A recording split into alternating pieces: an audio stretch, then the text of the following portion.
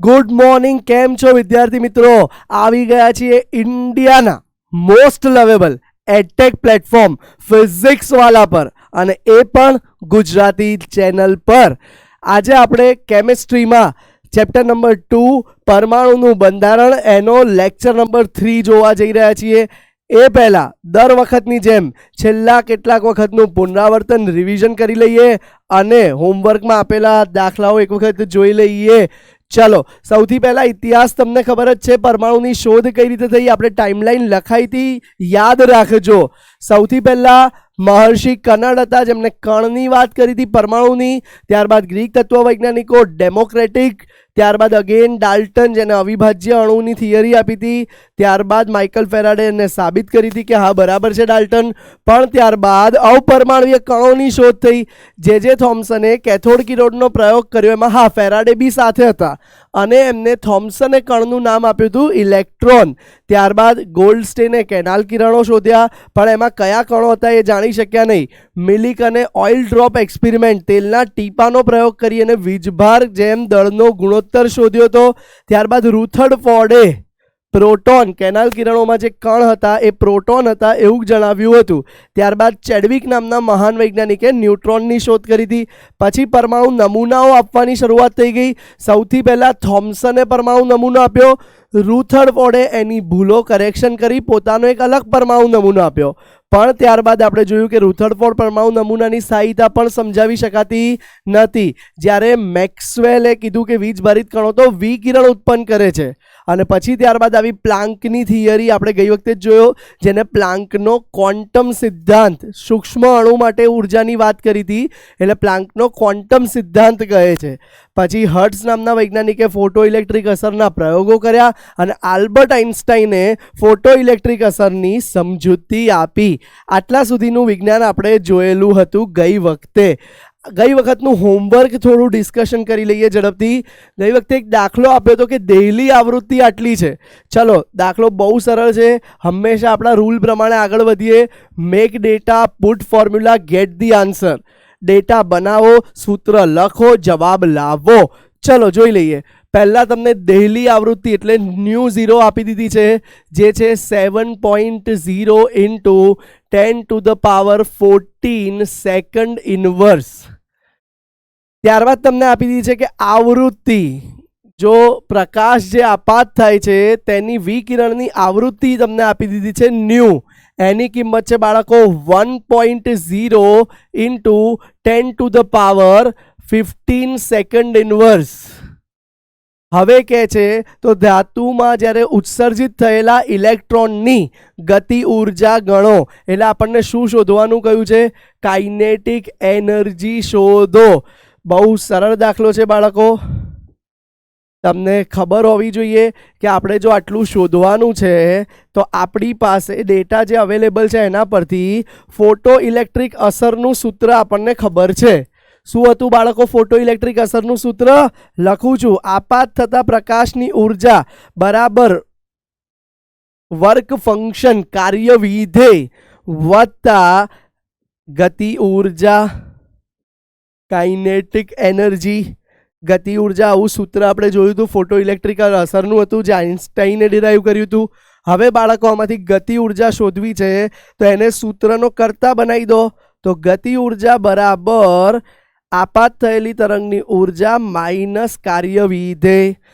આપાત થયેલા તરંગની ઉર્જાને h ન્યૂ કહી શકાય, કાર્ય વિધેયને h ન્યૂ 0. દહેલી આવૃત્તિ, બંનેમાંથી h કોમન કાઢી દો તો શું આવ્યું ભાઈ? New minus new 0. તો જુઓ, ગતિ ઉર્જા બરાબર ન્યૂ માઇનસ ન્યૂ 0. ક્લિયર છે? તો ચલો હું લખું છું અહીંયા, કાઇનેટિક એનર્જી ગતિ ઉર્જા બરાબર એચની કિંમત તમને ખબર હોય 6.626 ગુણ્યા 10⁻34 અને જૂલ ઇન્ટુ સેકન્ડ. હવે જો એને આપણે ન્યૂ માઇનસ ન્યૂ 0, તો ન્યૂ આપી લીધું છે આપણને 1.0 ઇન્ટુ 10⁻15 માઇનસ ન્યૂ 0 7.0 ઇન્ટુ 10⁻14. ચલો આટલું આપી દીધું છે. હવે ધ્યાન આપજો બાળકો. આગળનું હું એમનું એમ લખું છું કેમ કે બાળકો અહીંયા બાદબાકી કરવા માટે બંનેની ઘાત સરખી જોઈએ, જે સરખી નથી તો ડાયરેક્ટલી બાદબાકી થઈ શકે નહીં, કેમ કે 10ની ઘાત સરખી કરો તો એ કોમનમાં નીકળે અને પછી બાદબાકી થઈ શકે. તો ચલો સૌથી પહેલાં આપણે બંને ઘાત સરખી કરવા માટે અહીંયા હું 10 ગુણ્યા 1 હતું એની જગ્યાએ 10 કરી દઈએ તો 10 ગુણ્યા 10ની 14 લખી શકાય, -7.0 ગુણ્યા 10ની 14. જુઓ બંને બાજુ 10ની 14 ઘાત કોમન થઈ ગઈ. આગળનું 6.626 ગુણ્યા 10ની -34 એઝ ઇટ ઇઝ. હવે આ ગુણ્યા 10ની 14 કોમન કાઢી દો અને બ્રેકેટમાં આવી ગયું 10 - 7. તો 10 - 7 એટલે 3 થઈ ગયું બાળકો. એને આગળ હું મલ્ટિપ્લિકેશનમાં લઈ જાઉં છું, જોજો. હા, તો 6.626 ગુણ્યા 3 ગુણ્યા 10ની 34માંથી 14 ગયું એટલે -20. બોલો ક્લિયર છે બાળકો આટલું? ચલો તો 6.626 ગુણ્યા 3 કરી દઈએ. આપણા બંધુને બોલાવી લઈએ, પરમ મિત્ર, આપણું કેલ્ક્યુલેટર. સર આ તો એમને બી થઈ શકે. હા થઈ શકે, પણ કંઈ વાંધો નહીં, અત્યારે સમય નથી વધારે બરબાદ કરવો અહીંયા, એટલે આપણે કેલ્ક્યુલેટરનો ઉપયોગ લઈ લઈએ છીએ. તો જવાબ આવી ગયો 19.878 બરાબર ગુણ્યા 10ની -20. તો બાળકો આ તમારી ગતિ ઉર્જાનો જવાબ આવી ગયો અને એ આન્સર જૂલમાં છે. જૂલમાં જ રહેવા દઈએ, પણ વૈજ્ઞાનિક સંકેત પદ્ધતિમાં ફેરવી દો તો સારું. તો 1.9878 ઇન્ટુ 10⁻⁻19 જૂલ. ક્લિયર છે બાળકો? આશા રાખું છું તમે હોમવર્ક કર્યું હશે અને તમારો ને મારો જવાબ મેચ થશે. ક્લિયર છે? જો આ -19 આવે તો કોઈ કે સર અમે આખું નથી લીધું, અમે થોડું આગળ પાછળ લીધું છે, મારે 2.03 આવે છે અથવા 1.95 આવે છે, દોડે, કેમ કે પાછળ 10ની -19 ઘાત છે. ક્લિયર છે? જે ડબલ નીટમાં તો તમને રાઉન્ડ ઓફ કરીને જ પૂછશે, એટલે એમાં તો વાંધો આવશે જ નહીં. પ્લસ કરેક્ટ ઓપ્શન હશે તો તમારે નજીકનો ઓપ્શન શોધીને ટિક કરવાનું રહેશે. ચલો આગળ વધીએ નેક્સ્ટ ક્વેશ્ચન પર. દ્રશ્યમાન વર્ણપટનો તરંગ લંબાઈ વિસ્તાર જાંબલીથી લઈને લાલ. જાંબલી 400 નેનોમીટર. તો લેમડા, ધ્યાન આપજો, સૌથી પહેલા લેમડા કોના માટે? તો જાંબલી કલર માટે. તો જાંબલી કલર માટે લેમડા તમને આપી દીધું છે 400 નેનોમીટર. બાળકો નેનોમીટરને મીટરમાં ફેરવી દો તો 400 ગુણ્યા 10ની -9. મોઢે આવડવું જોઈએ, પણ અહીંયા તો કૌંસમાં પણ આપેલું છે. ડન છે? અને લાલ રંગ માટેનો લેમડા પણ આપેલો છે. તો લેમડા લાલ રંગ માટે જે આપણને આપેલો છે 750 નેનોમીટર. ચલો તો એનો બી તમે કરી શકો. 750 ગુણ્યા 10ની -9 મીટર. બરાબર છે? ચલો હવે તમને કહે છે કે એની તરંગ લંબાઈ આનો આવૃત્તિમાં દર્શાવો, એટલે કે આ તરંગ લંબાઈનો આવૃત્તિમાં રેન્જ વિસ્તાર બતાવો. તો ધેટ મીન્સ આપણે બંને માટે ન્યૂ શોધવું પડશે. તો બહુ સહેલું સૂત્ર છે, આપણે જાણીએ છીએ. સૌથી પહેલા ન્યૂ જાંબલી માટે, તો ન્યૂ જાંબલી બરાબર C/, લેમડા જાંબલી. બરાબર છે? તો ચલો સી ની વેલ્યુ ખબર છે, 3 ગુણ્યા 10ની 8 ઘાત બાય 400 ગુણ્યા 10ની -9 ઘાત. ચલો પરમ મિત્રને બોલાવી લઈએ. યસ, 3 ભાગ્યા 400 તો 0.0075 0.0075 ગુણ્યા 10ની આ 9 નીચે છે, ઉપર જાય તો +9 થાય, તો 10ની 17 ઘાત આવી ગઈ. બરાબર છે ભાઈ? તો હવે જુઓ, આને આપણે વૈજ્ઞાનિક સંકેત પદ્ધતિમાં પણ ફેરવી દઈએ તો 7.5 ગુણ્યા 1 2 ને 3 દશાંશ ચિહ્ન આગળ લઈ ગયા એટલે 14. બરાબર? અને આ ન્યૂ જાંબલી આવી ગયું, જેનો એકમ આવશે ફ્રીક્વન્સી છે હર્ટ્સમાં. સેકન્ડ ઇન્વર્સ લખો કે હર્ટ્સ ચાલે. આ એક વસ્તુ તમારું અહીંયા પૂર્ણ થયું. હજુ બીજું બાકી છે. બીજું શું બાકી છે તમે જાણો જ છો? જાંબલી આવ્યું તો લાલનું પણ શોધવું પડશે. તો યસ, ન્યૂ એટલે કે આવૃત્તિ કોના માટે? લાલ રંગના પ્રકાશ માટે. તો એ પણ સી બાય લેમડા થશે. ક્લિયર છે? સી આપણને આપી દીધો છે 3 ગુણ્યા 10⁸ અને આના માટે લેમડા, લાલ રંગ માટે લેમડા આપી દીધું છે 750 ગુણ્યા 10⁻9. ચાલો, તો 3 ભાગ્યા 750 તો 0.004 ગુણ્યા 10⁹ ઉપર ગયા તો 17 થઈ જશે. 8 + 9 17. ક્લિયર છે બાળકો? હવે આને વૈજ્ઞાનિક સંકેત પદ્ધતિમાં ફેરવી દો તો 4.0 ગુણ્યા 10⁻1 2 3 ગયા એટલે 14. ક્લિયર છે? ન્યૂ લાલ આવી ગઈ આપણી 4 ગુણ્યા 10⁻14. તો આ વિસ્તાર આવી ગયો ભાઈ 4 ગુણ્યા 10 + 14 થી 7.5 ગુણ્યા 10⁻14 જેટલો વિસ્તાર હશે. જો તમને વિસ્તાર પૂછ્યું હોય તો છેલ્લા સ્ટેટમેન્ટમાં આ લખવું પડે કે વિસ્તાર 4.0 ગુણ્યા 10⁻14 હર્ટ્ઝ. ભૂલતા નહીં લખવાનું એકમ, નહીંતર અડધો માર્ક જતો રહે. હર્ટ્ઝથી 7.5 ગુણ્યા 10⁻14 હર્ટ્ઝ જેટલો હોવો જોઈએ. બોલો, ક્લિયર છે? ચલો ઝડપથી દાખલો નોંધી લેશો. જવાબ મેચ કરી લો. તમારો આવી ગયો છે કે નહીં? યસ. હવે આગળ વધીએ આપણે નેક્સ્ટ દાખલા તરફ. નિયોન વાયુ સામાન્ય રીતે સાઇન બોર્ડમાં વપરાય છે. તેની તરંગ લંબાઈ, જુઓ ભાઈ, નિયોન વાયુ સાઇન બોર્ડમાં વપરાય છે. તેની તરંગ લંબાઈ ખૂબ તીવ્રતાથી ઉત્સર્જિત કરતો હોય તો આટલી વસ્તુ ગણો. બહુ સરળ દાખલો છે, ચલો ગણી લઈએ. પહેલાં તો 716 નેનોમીટર તરંગ લંબાઈ આપી છે. તો ભાઈ 616 તો તરંગ લંબાઈ એટલે કે લેમડા બરાબર 616 નેનોમીટર આપી દીધું છે. તો 616 ગુણ્યા 10⁻9 મીટર થઈ ગયું આટલું. હવે કહે છે કે ઉત્સર્જનની આવૃત્તિ ગણો. તો ભાઈ અગેન ન્યૂ શોધવાનું છે એક તો પહેલાં. સરસ. પછી કહે છે કે 30 સેકન્ડમાં કેટલું અંતર કાપશે તે ગણો. એટલે આપણે વેગવાળું સૂત્ર લાવવું પડશે. વેગ બરાબર અંતર ભાગ્યા સમય. તો સમય આપી દીધો છે, અંતર શોધવાનું છે. તો લખી કાઢીએ આપણે કે જ્યારે સમય 30 હતો, 30 સેકન્ડ, ત્યારે એનો વેગ શોધવાનો છે. પછી બીજું શું શોધવાનું કીધું છે જોઈએ? ક્વોન્ટમની ઉર્જા એટલે એક કણની ઉર્જા. તો એક કણ માટેની ઉર્જા તો ઈ શોધવાનું છે. એ તો આવડે જ છે આપણને, hc બાય લેમડાથી મળી જશે.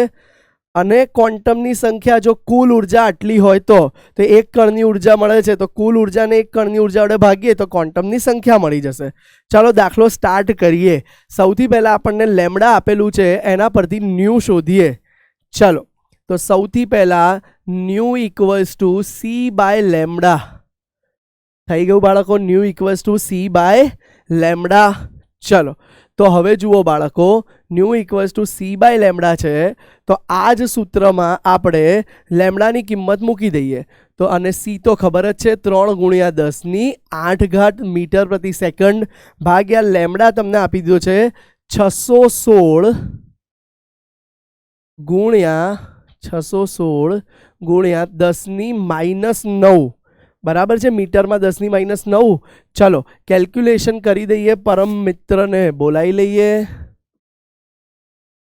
ચલો, તો 3 ભાગ્યા 616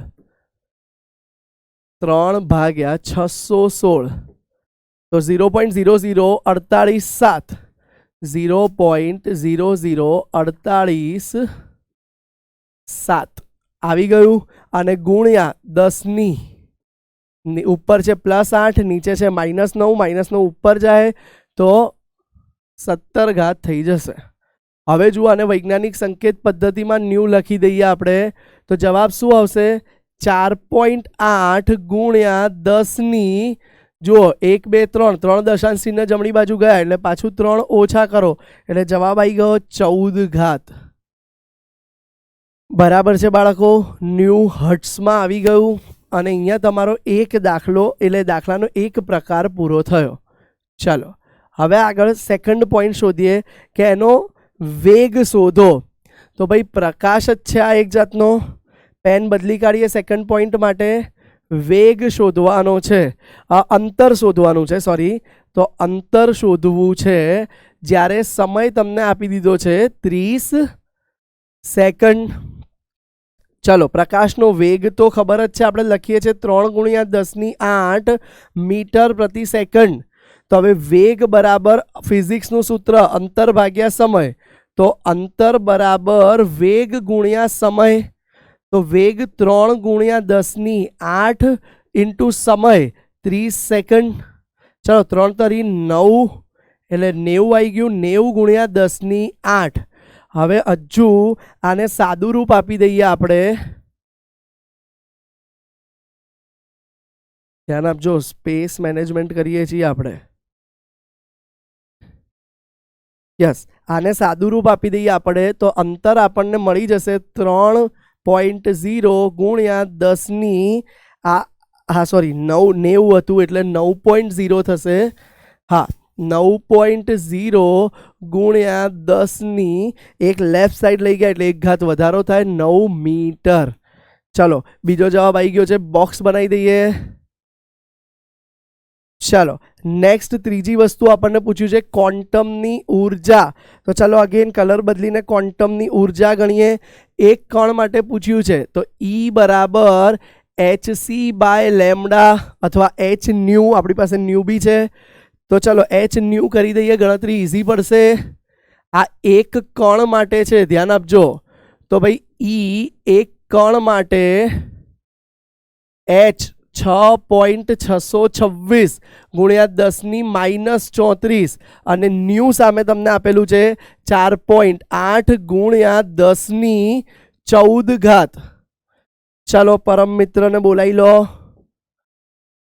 હા ચલો, તો 6.626 × 4.8. બાળકો બહુ જ સહેલો દાખલો છે, ખાલી ગણતરી કરવાની છે. તો 31.80 31.8048, ચલો 80 લખી કાઢો, × 10⁻20.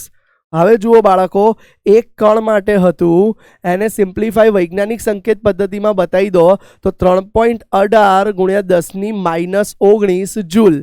તો ચલો આને બી બોક્સ બનાવી દો. એક કણ માટે એક ફોટોનની ઉર્જા આવી ગઈ.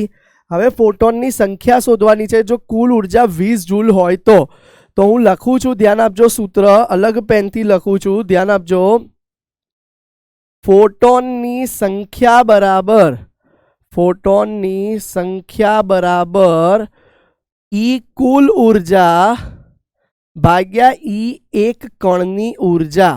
તો કુલ ઉર્જા બાળકો તમને આપી દીધી છે 2 જૂલ. કુલ ઉર્જા 2 જૂલ આપી દીધી છે ભાગ્યા 3.18 × 10⁻19 જૂલ.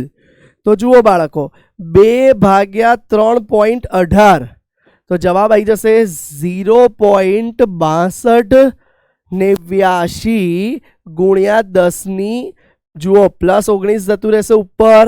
હવે આને વૈજ્ઞાનિક સંકેત પદ્ધતિમાં ફેરવી દઈએ તો 6.28 × 10 એક રાઈટ સાઈડ લઈ જઈએ છીએ તો 1 ઘાત ઓછી થશે, 18.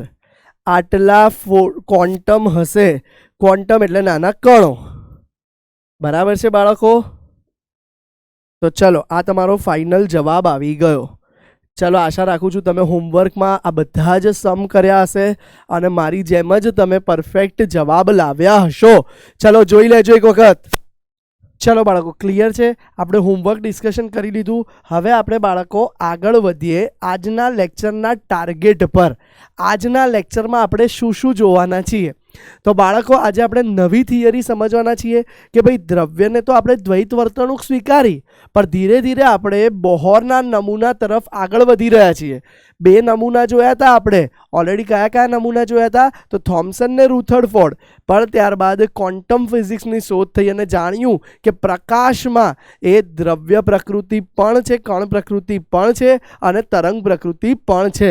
તો એના આધારે આજે આપણે ઉત્સર્જન અને અવશોષણ વર્ણપટ સમજવાનું છે, જે કણ પ્રકૃતિને જ સાબિત કરે છે. એ સિવાય સૌથી પહેલો આપણે વર્ણપટ હાઇડ્રોજનનો જોઈશું. હાઇડ્રોજન પરમાણુ માટે બોહરે કયો વર્ણપટ આપ્યો અને બોહરે શું સિદ્ધાંત આપ્યા એ જોઈશું. અને હાઇડ્રોજન રેખા વર્ણપટની જ આજે આપણે સમજૂતી જોઈશું. તો આજના લેક્ચરનો ટાર્ગેટ છે રેખા વર્ણપટ સમજી અને બોહર પરથી હાઇડ્રોજનનો નમૂનો સમજવો. અને આજે આપણે બોહરનો નમૂનો ભણીશું અને એની ખામીઓ પણ ભણવાની છે. પ્રશ્ન થાય છે કે સર થોમ્સને પહેલો નમૂનો આપ્યો એ પણ ખોટો પડ્યો, રુથરફોર્ડે આપ્યો એમાં પણ ભૂલ આવી, હવે આવ્યો છે બોરને એમાં બી તમે કહો છો ખામીઓ છે, તો સર આ બધું ભણવાનું કેમ? એક વેબ સિરીઝમાં ડાયલોગ પણ છે ને કે કેમેસ્ટ્રી એટલે તો બધું ખામીઓ જ છે, તો ભાઈ ભણવાનું કેમ? હજુ સુધી કોઈ તથ્ય કેમ નથી આવ્યું? બાળકો તથ્ય આવશે, પણ એ પહેલાં જે મહાન વૈજ્ઞાનિકો હતા, આ બધા વૈજ્ઞાનિક મહાન હતા, થોમ્સન, રુથરફોર્ડ, બોર, પણ એ લોકોએ જે નમૂનો પરમાણુને સમજવામાં ભૂલ કરી, એ ભૂલ આગળ જતાં રિસર્ચમાં જઈ તમે રિપીટ ના કરો, એના માટે આપણે ભૂલ પણ ભરવી જરૂરી છે.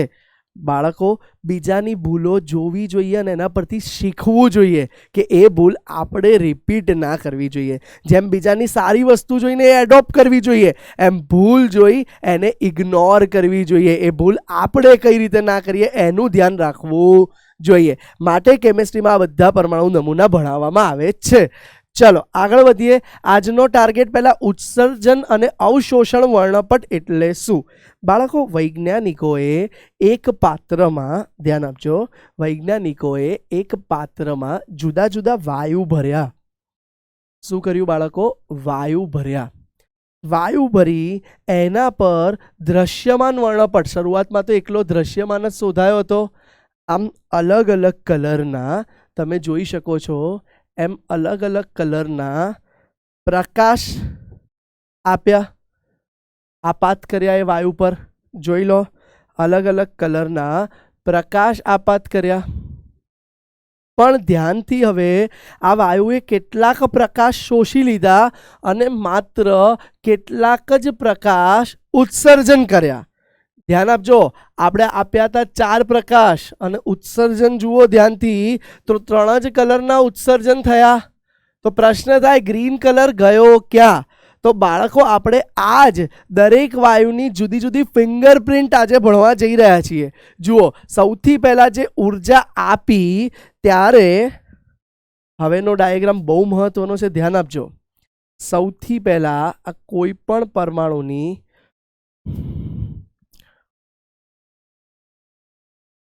પરમાણુની સ્થાયી ધરા અવસ્થા. પરમાણુ પોતાની એક સ્થાયી ધરા અવસ્થામાં રહેલો હોય છે.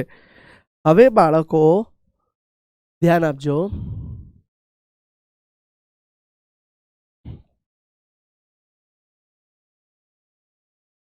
પરમાણુની અસ્થાયી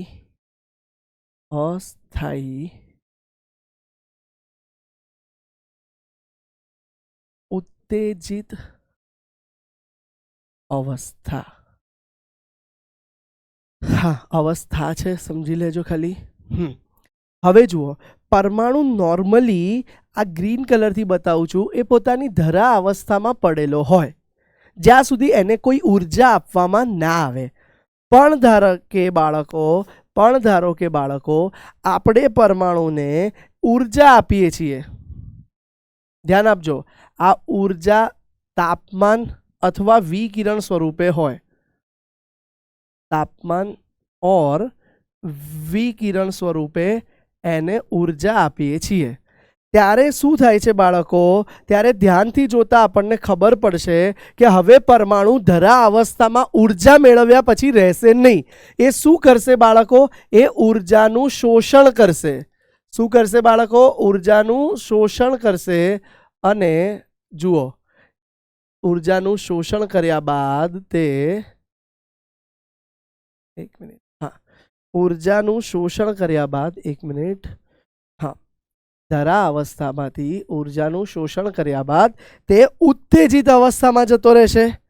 ખ્યાલ આવે છે? કોઈ, તમે અત્યારે ગ્રાઉન્ડ સ્ટેટ પર છો, તમને કોઈ કહી દે કે બેટા જા, તારું દિલ્હી એમ્સમાં એડમિશન નક્કી, તો તમે શું થઈ જાઓ? ખુશ થઈ જાઓ, વાહ વાહ સર, હવે ભણવાની જરૂરત નથી, બધું મૂકી દઈએ સર, 11મું બી નથી ભણવું, 12મું બી નથી ભણવું, મને તો એમ્સમાં એડમિશન મળી ગયું, ડૉક્ટર બની જઈશ. એકદમ એક્સાઇટેડ સ્ટેટમાં આવી જાઓ. ખ્યાલ આવે છે? તો આ પરમાણુ ઓછી ઉર્જા શક્તિ, જુઓ આ ગ્રાઉન્ડ લેવલની ઓછી ઉર્જા શક્તિ E1 હતી, પણ કોઈકે આવી ઉર્જા આપી એટલે ઉત્તેજિત થઈ ઊંચા ઉર્જા સ્તર E2માં આવી ગયો. તો બાળકો અહીંયા એને આ ઉર્જાનું શું કર્યું, શોષણ કર્યું. તો એવા વર્ણપટ જે મળશે એને આપણે કહી શકીએ, અલગ કલરથી લખું તો ખ્યાલ આવે, અવશોષણ વર્ણપટ. અવશોષણ. અને એનો જે વર્ણપટ મળશે, વર્ણપટ તમને બધાને ખબર છે ભાઈ, સફેદ પ્રિઝમમાંથી સફેદ પ્રકાશને પાસ કરીએ તો જાની વાલી પીનારા, યાદ છે ને? હા, જાંબલી, લીલો, વાદળી, પીળો બધા રંગનું મિક્સચર મળે છે, નારંગી. તો એ મિક્સચર જે છે એને વર્ણપટ કહેવાય. તો આ ઉર્જા આપી એમાંથી અમુકનું શોષણ કરશે અને હાયર એનર્જી સ્ટેટમાં ગયો, અને અવશોષણ વર્ણપટ કહેવાય. પણ હવે થશે શું બાળકો, ધ્યાન આપજો. એકવાર પહોંચી તો ગયા તમે એમ્સમાં, વાહ સર મજા આવી ગઈ, શું વાત છે, મને એમ્સમાં મળી ગયું, નાચવા લાગ્યા. પણ અહીંયા ટોપિક પતતો નથી. થોડી વાર રહીને મમ્મી જગાડશે, જાગ બેટા જાગ. હા, સપનું હતું સર આ તો. અરે રે, હું તો દિલ્હી એમ્સમાં પહોંચ્યો તો, 11-12 ભણવાનું છોડી દીધું તું, આ તો સપનું હતું. હવે પાછા તમારે શું કરવું પડશે, ઉત્તેજિત અવસ્થા જે મફતમાં મળ્યું હતું, સપનું મફતમાં આવ્યું હતું, લાંબો સમય ટકી શક્યા નહીં, તો હવે એ પાછો ઇલેક્ટ્રોન કે પરમાણુ ઉત્તેજિત અવસ્થામાંથી પાછો ક્યાં આવશે બાળકો? તો એ પાછો ઉત્તેજિત અવસ્થામાંથી જરીક રહીને ક્યાં આવી ગયો, ધરા અવસ્થામાં પાછો આવી જશે. હવે જે ખુશ થયા હતા ઉર્જા મેળવીને, ધીરે ધીરે એ ઉર્જા ગુમાવીને પાછું ધરા અવસ્થામાં આવવું પડશે. એ એક્સાઇટમેન્ટ જે મળ્યું હતું એ ગુમાવાનું દુઃખ છે. તો આ ધરા અવસ્થામાં પહોંચતી વખતે કંઈક ઉર્જા ગુમાવશે, ધ્યાન આપજો, કંઈક ઉર્જા મુક્ત કરશે. તો મુક્ત થતી ઉર્જાનો વર્ણપટ સમજીએ તો એને બાળકો ઉત્સર્જન વર્ણપટ કહેવાય છે. શું કહેવાય છે? ઉત્સર્જન વર્ણપટ. હવે બાળકો આ ઉત્સર્જન વર્ણપટ અને અવશોષણ વર્ણપટ શું છે તમને સમજાયું હશે. ધ્યાન આપજો, પરમાણુ સ્થાયી અવસ્થામાં હતો, એની પર ઉર્જા આપાત કરવામાં આવી તો એ ઉત્તેજિત થઈ અને ક્યાં પહોંચી ગયો, ઊંચી ઉર્જા સ્તરમાં. ત્યાં લાંબો સમય ટકી શકે નહીં, એટલે ઉર્જા જે શોષી હતી એમાંથી ઘણી બધી ઉર્જા ગુમાઈ અને પાછો ધરા અવસ્થામાં આવી જશે. તો શોષણ થાય ત્યારે જે વર્ણપટની નોંધ લેવામાં આવે એને અવશોષણ વર્ણપટ કહે છે. વિદ્યુત ચુંબકીય વિકિરણ જ્યારે દ્રવ્યની પર આપાત થાય ત્યારે તે દ્રવ્યની સાથે પારસ્પરિક ક્રિયા કરે છે અને જે વર્ણપટ મળે એને અવશોષણ વર્ણપટ કરે છે. પરમાણુ ઉર્જાનું ઉત્સર્જન કરી સ્થાયી અવસ્થામાં આવે છે. જુઓ, પાછો અસ્થાયીમાંથી ક્યાં આવશે, હવે સ્થાયીમાં આવશે. ત્યારે જે વિકિરણોનું ઉત્સર્જન કરે તો એના વર્ણપટને ઉત્સર્જન વર્ણપટ કહે છે. બાળકો, ઉત્સર્જન હોય કે અવશોષણ, ધ્યાન આપજો, ઉત્સર્જન હોય કે અવશોષણ, આ બંને વર્ણપટની એક સાથે અભ્યાસ કરીએ. હાઇલાઇટ કરી દઉં છું, અવશોષણ વર્ણપટ અને ઉત્સર્જન વર્ણપટ, આ બંને વર્ણપટની એક સાથે અભ્યાસ કરીએ તો એ અભ્યાસને સ્પેક્ટ્રોસ્કોપી એટલે કે વર્ણપટ દર્શકો કહેવાય છે. ક્લિયર છે આટલી વસ્તુ? એકવાર નજર નાખો. બીજું, આજે ઉત્સર્જિત થઈ હોય અથવા ગુમાયેલી ઉર્જાને ડેલ્ટા ઈ કહેવાય છે. અવશોષણ પામેલી બી ડેલ્ટા ઈ, ઉત્સર્જન પામેલી બી ડેલ્ટા ઈ. એનું સૂત્ર શું છે જોઈએ, પહેલા એકવાર આ સ્લાઇડ નોંધી લેજો, જોઈ લો. ચાલો બાળકો, હવે આપણે આગળ જોઈએ કે આ ઉત્સર્જન અને અવશોષણ વર્ણપટ માટે ડેલ્ટા ઈ શું થાય. જુઓ, અવશોષણ ક્યારે થતું હતું? જ્યારે પરમાણુ સ્થાયી ધરા અવસ્થામાંથી ઉત્તેજિત અવસ્થામાં જતો હતો. તો એના માટે ડેલ્ટા ઈ શું થશે? જુઓ, આપણે નેક્સ્ટ પેજ પર લખીએ તો એના માટે ડેલ્ટા ઈ થાય અંતિમ માઇનસ પ્રારંભિક. એટલે શું થશે બાળકો? અંતિમ માઇનસ પ્રારંભિક એટલે E2 માઇનસ E1. હવે બાળકો ધ્યાનથી ફરીથી આપણે આગળની આકૃતિ જોઈશું કે E2 માઇનસ E1 શું થશે, ધ્યાન આપજો.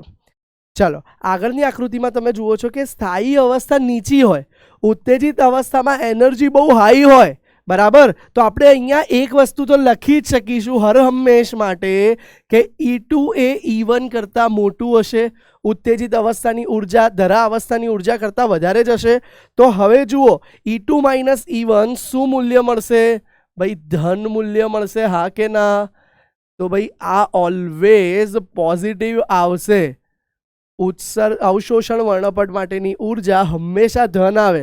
જ્યારે ઉત્સર્જન વર્ણપટ માટેની ઉર્જા શું થાય જોજો બાળકો, તો એ થઈ જશે અંતિમ, એના માટે E1 થશે અને એ આવશે E2 માંથી. કેમ કે જુઓ પહેલાં હતો અહીંયા જ્યારે ઉત્સર્જન મળે ત્યારે એ શરૂઆતમાં અહીંયા E2 લેવલ પર હતો અને ત્યારબાદ E1 લેવલ પર આવ્યો. તો અંતિમ E1 થયું અને શરૂઆતનું એના માટે E2 થયું, તો E1 માઇનસ E2 થશે. તો ભાઈ એ શું આવશે, આ વેલ્યુ હંમેશા માટે આ વેલ્યુ ઋણ મૂલ્ય આવશે. ક્લિયર છે બાળકો આટલી વસ્તુ? આ હંમેશા ઋણ આવશે, જ્યારે અવશોષણ વર્ણપટ હંમેશા માટે ધન આવશે. આટલું ક્લિયર મનમાં હોવું જોઈએ. હવે આપણે નેક્સ્ટ વસ્તુ જોવા જઈ રહ્યા છીએ કે રેખા અથવા તો પરમાણવીય વર્ણપટ એટલે શું. તો આગળ આપણે એક આકૃતિ જોઈ હતી, યાદ રાખો. આ રહ્યું કે જ્યારે કોઈ દ્રવ્ય પર, દ્રવ્ય વાયુ લઈએ મોસ્ટલી અથવા ઘન બી લઈ શકાય, જ્યારે કોઈ દ્રવ્ય પર આપણે જુદા જુદા કલરના દ્રશ્ય વર્ણપટ જ દેખાય છે, બાકી પારરક્ત, પારજાંબલી આ બધા દેખાતા નથી. માટે અત્યારે આપણે ખાલી દ્રશ્યમાનની વાત કરીએ, બાકી આખો વર્ણપટ મારવામાં આવે તો અમુક રેખાઓ શોષાઈ જાય છે અને બાકીનાનું ઉત્સર્જન થાય છે. તો જ્યારે શોષાય છે ત્યારે બાળકો આપણને, તમે લખી શકો કે ત્યારે આપણને અવશોષણ વર્ણપટ મળે છે. બરાબર છે? અને જ્યારે બાળકો બાકીનું ઉત્સર્જન કરે છે ત્યારે તમને ઉત્સર્જન વર્ણપટ મળે છે. ક્લિયર છે? તો હવે આ બંને ટોપિક પરથી જ આપણે રેખા એટલે કે પરમાણવીય વર્ણપટ ભણવાનું છે. તો જુઓ, વર્ણપટ મેળવવા માટે નમૂનામાંથી સતત રીતે વિકિરણ પસાર કરવામાં આવે, જેમાંથી નમૂનો અમુક તરંગ લંબાઈનું વિકિરણનું અવશોષણ કરે છે. શોષિત વિકિરણમાંથી ગુમ થયેલ અથવા ન મળેલી તરંગ લંબાઈ સતત વર્ણપટમાં કાળી જગ્યા બનાવે છે. જુઓ આ રહ્યું તમારો નીચે અહીંયા દેખાય છે એ અવશોષણ વર્ણપટ છે. સફેદ પ્રકાશને નમૂનામાંથી પસાર કરવામાં આવે અને પછી એની લાઇટને પ્રિઝમમાંથી ભાગ પાડવામાં આવે તો દેખાય છે કે વચ્ચે અમુક જગ્યાએ, કલરની જગ્યાએ આ બ્લેક લાઇન મળે છે. દેખાય છે? તો આ બ્લેક લાઇન જે છે એ જ તમને બતાવે છે કે અહીંયા કંઈક અવશોષણ થયું છે. ક્લિયર છે? સમજાયું તમને આટલું? તો જોઈ લો, અવશોષણ વર્ણપટ એટલે શું ભાઈ? જે તરંગ લંબાઈ શોષાઈ જાય અથવા સતત વર્ણપટમાં કાળી જગ્યા રોકે છે, આ વર્ણપટને કયો વર્ણપટ કહેવાય છે? રેખા અથવા પરમાણવીય વર્ણપટ કહેવાય. હવે એનો ઉત્સર્જન કઈ રીતે મેળવવામાં આવે? તો ધ્યાનથી જુઓ, અવશોષણ વર્ણપટ થઈ ગયો, એને અલગથી તરંગ લંબાઈને રેકોર્ડ કરવામાં આવે અને ઉત્સર્જન ફોટોગ્રાફિક પ્લેટ. જુઓ ધ્યાનથી, ધારો કે આ ઉત્તેજિત નમૂનો છે, હવે એમાંથી કઈ વર્ણપટ મળે છે? તો એમાંથી ઉત્સર્જન વર્ણપટ મળે છે. અને ઉત્સર્જન વર્ણપટ આખી કાળી ફિલ્મ હોય છે, એમાં ખાલી અમુક જ બ્લેક લાઇન, કલરિંગ લાઇન મળે છે. જુઓ, આ ઉત્સર્જન વર્ણપટમાં અમુક જ કલર લાઇન મળે, જ્યારે અવશોષણ વર્ણપટમાં કાળી એટલે કે બ્લેક લાઇન મળે છે. ફરક સમજજો. અવશોષણ વર્ણપટ આખો કલરિંગ હોય છે, એમાં અમુક જ બ્લેક લાઇન મળે છે, જ્યારે ઉત્સર્જન વર્ણપટ નેગેટિવ, ફોટાની નેગેટિવ પહેલાં આવતી હતી, આખી બ્લેક કલરની હોય, અમુક જ કલરિંગ લાઇન હોય. તો એ પ્રકારે અમુક જ કલરિંગ લાઇન મળે છે. ધ્યાનથી જુઓ તો બંનેને ભેગો કરી દો, બંનેને મર્જ કરી દો, બંનેને ભેગો કરી દો તો સંપૂર્ણ સતત વર્ણપટ મળી ગયો.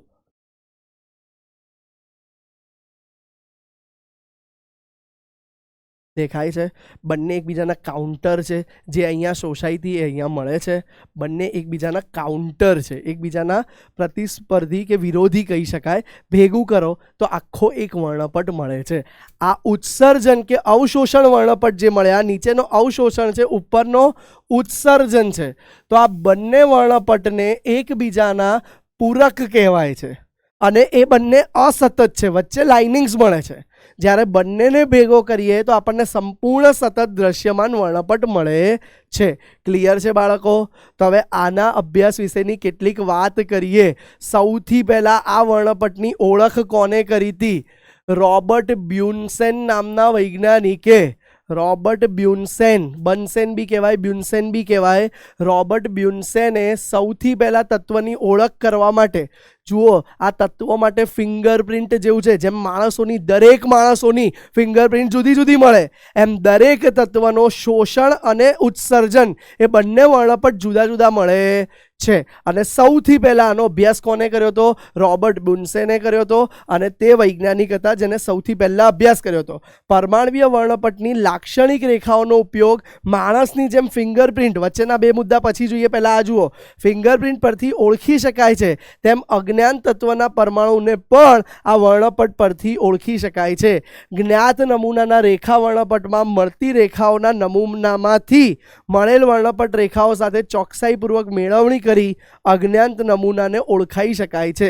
ધારો કે અહીંયા મારી પાસે હાઇડ્રોજન હતો, ધ્યાનથી સાંભળજો, એનો વર્ણપટ મેં મેળવી લીધો કે કઈ કઈ રેખા શોષાય છે ને કઈ કઈ ઉત્સર્જિત થાય છે. હવે સૂર્યમાંથી જે વિકિરણ નીકળે છે એનો અભ્યાસ કર્યો, અને એનો અભ્યાસ કરતાં મને જણાયું કે સૂર્યનો વર્ણપટ હાઇડ્રોજનના વર્ણપટને મેચ થાય છે, જેથી સૂર્યમાં હાઇડ્રોજન વાયુ અને હિલિયમ વાયુ હોવા જ જોઈએ. સૂર્યમાં હિલિયમ તત્વની શોધ, હા હાઇડ્રોજન બી છે સૂર્યમાં, અને હાઇડ્રોજન હિલિયમ વચ્ચે પ્રક્રિયાઓ થઈ રહી છે, પણ હાલમાં અહીંયા હિલિયમ એનસીઆરટી આપ્યું છે એટલે આપણે હિલિયમ કહીશું. તો સૂર્યમાં હિલિયમ તત્વની શોધ સ્પેક્ટ્રોગ્રાફી આ પદ્ધતિ વડે જ થઈ હતી. ક્લિયર છે બાળકો? એ જ રીતે rubidium, caesium, thallium, indium, gallium અને સ્કેન્ડિયમ તત્વની શોધ પણ જ્યારે થઈ ત્યારે એનું પૃથ્થકરણ કઈ ખનિજમાં આ તત્વો છે એ મેળવવા માટે આ વર્ણપટનો જ એટલે કે સ્પેક્ટ્રોસ્કોપી પદ્ધતિનો જ ઉપયોગ કરવામાં આવ્યો હતો. બાળકો, રેખા વર્ણપટ શું છે તમને સમજાઈ ગયું હશે? ફરી એકવાર નજર નાખી લો, અહીંયા ઉપર મેં બહુ જ સરસ આકૃતિ દોરીને ટૂંકમાં સમજાવી દીધું છે. જેટલી અવશોષણ થતો હોય વર્ણપટ એમાં અમુક વિકિરણો શોષાઈ જાય અને એ ઉત્સર્જનમાં ના મળે, બંનેને ભેગું કરી દો તો કાઉન્ટર મળે. એકચ્યુઅલી આનો જ્યારે અવશોષણ વર્ણપટ દોરવામાં આવે ને, ધ્યાન આપજો, આનો જ્યારે અવશોષણ વર્ણપટ દોરવામાં આવે ત્યારે એકલી ગ્રીન લાઇન મળે અને ઉત્સર્જન વર્ણપટમાં આટલી બધી લાઇન, બંનેને ભેગી કરી દો એટલે આપણને આ ટોટલ લાઇન્સ મળે છે.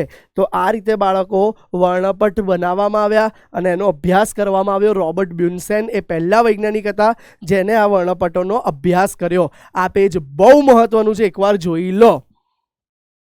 ચલો બાળકો, હવે આપણે આગળ જોઈએ તો હાઇડ્રોજન રેખા વર્ણપટ. હવે આ જ પ્રયોગ સૌથી પહેલા હાઇડ્રોજન વાયુ, જે સૌથી સામાન્ય હતો, કેમ કે એક જ ઇલેક્ટ્રોન એક જ પ્રોટોન, તો સૌથી સામાન્ય તત્વ હાઇડ્રોજન વાયુ હતું. તો હાઇડ્રોજન વાયુ માટે આ વર્ણપટ બનાવ્યો.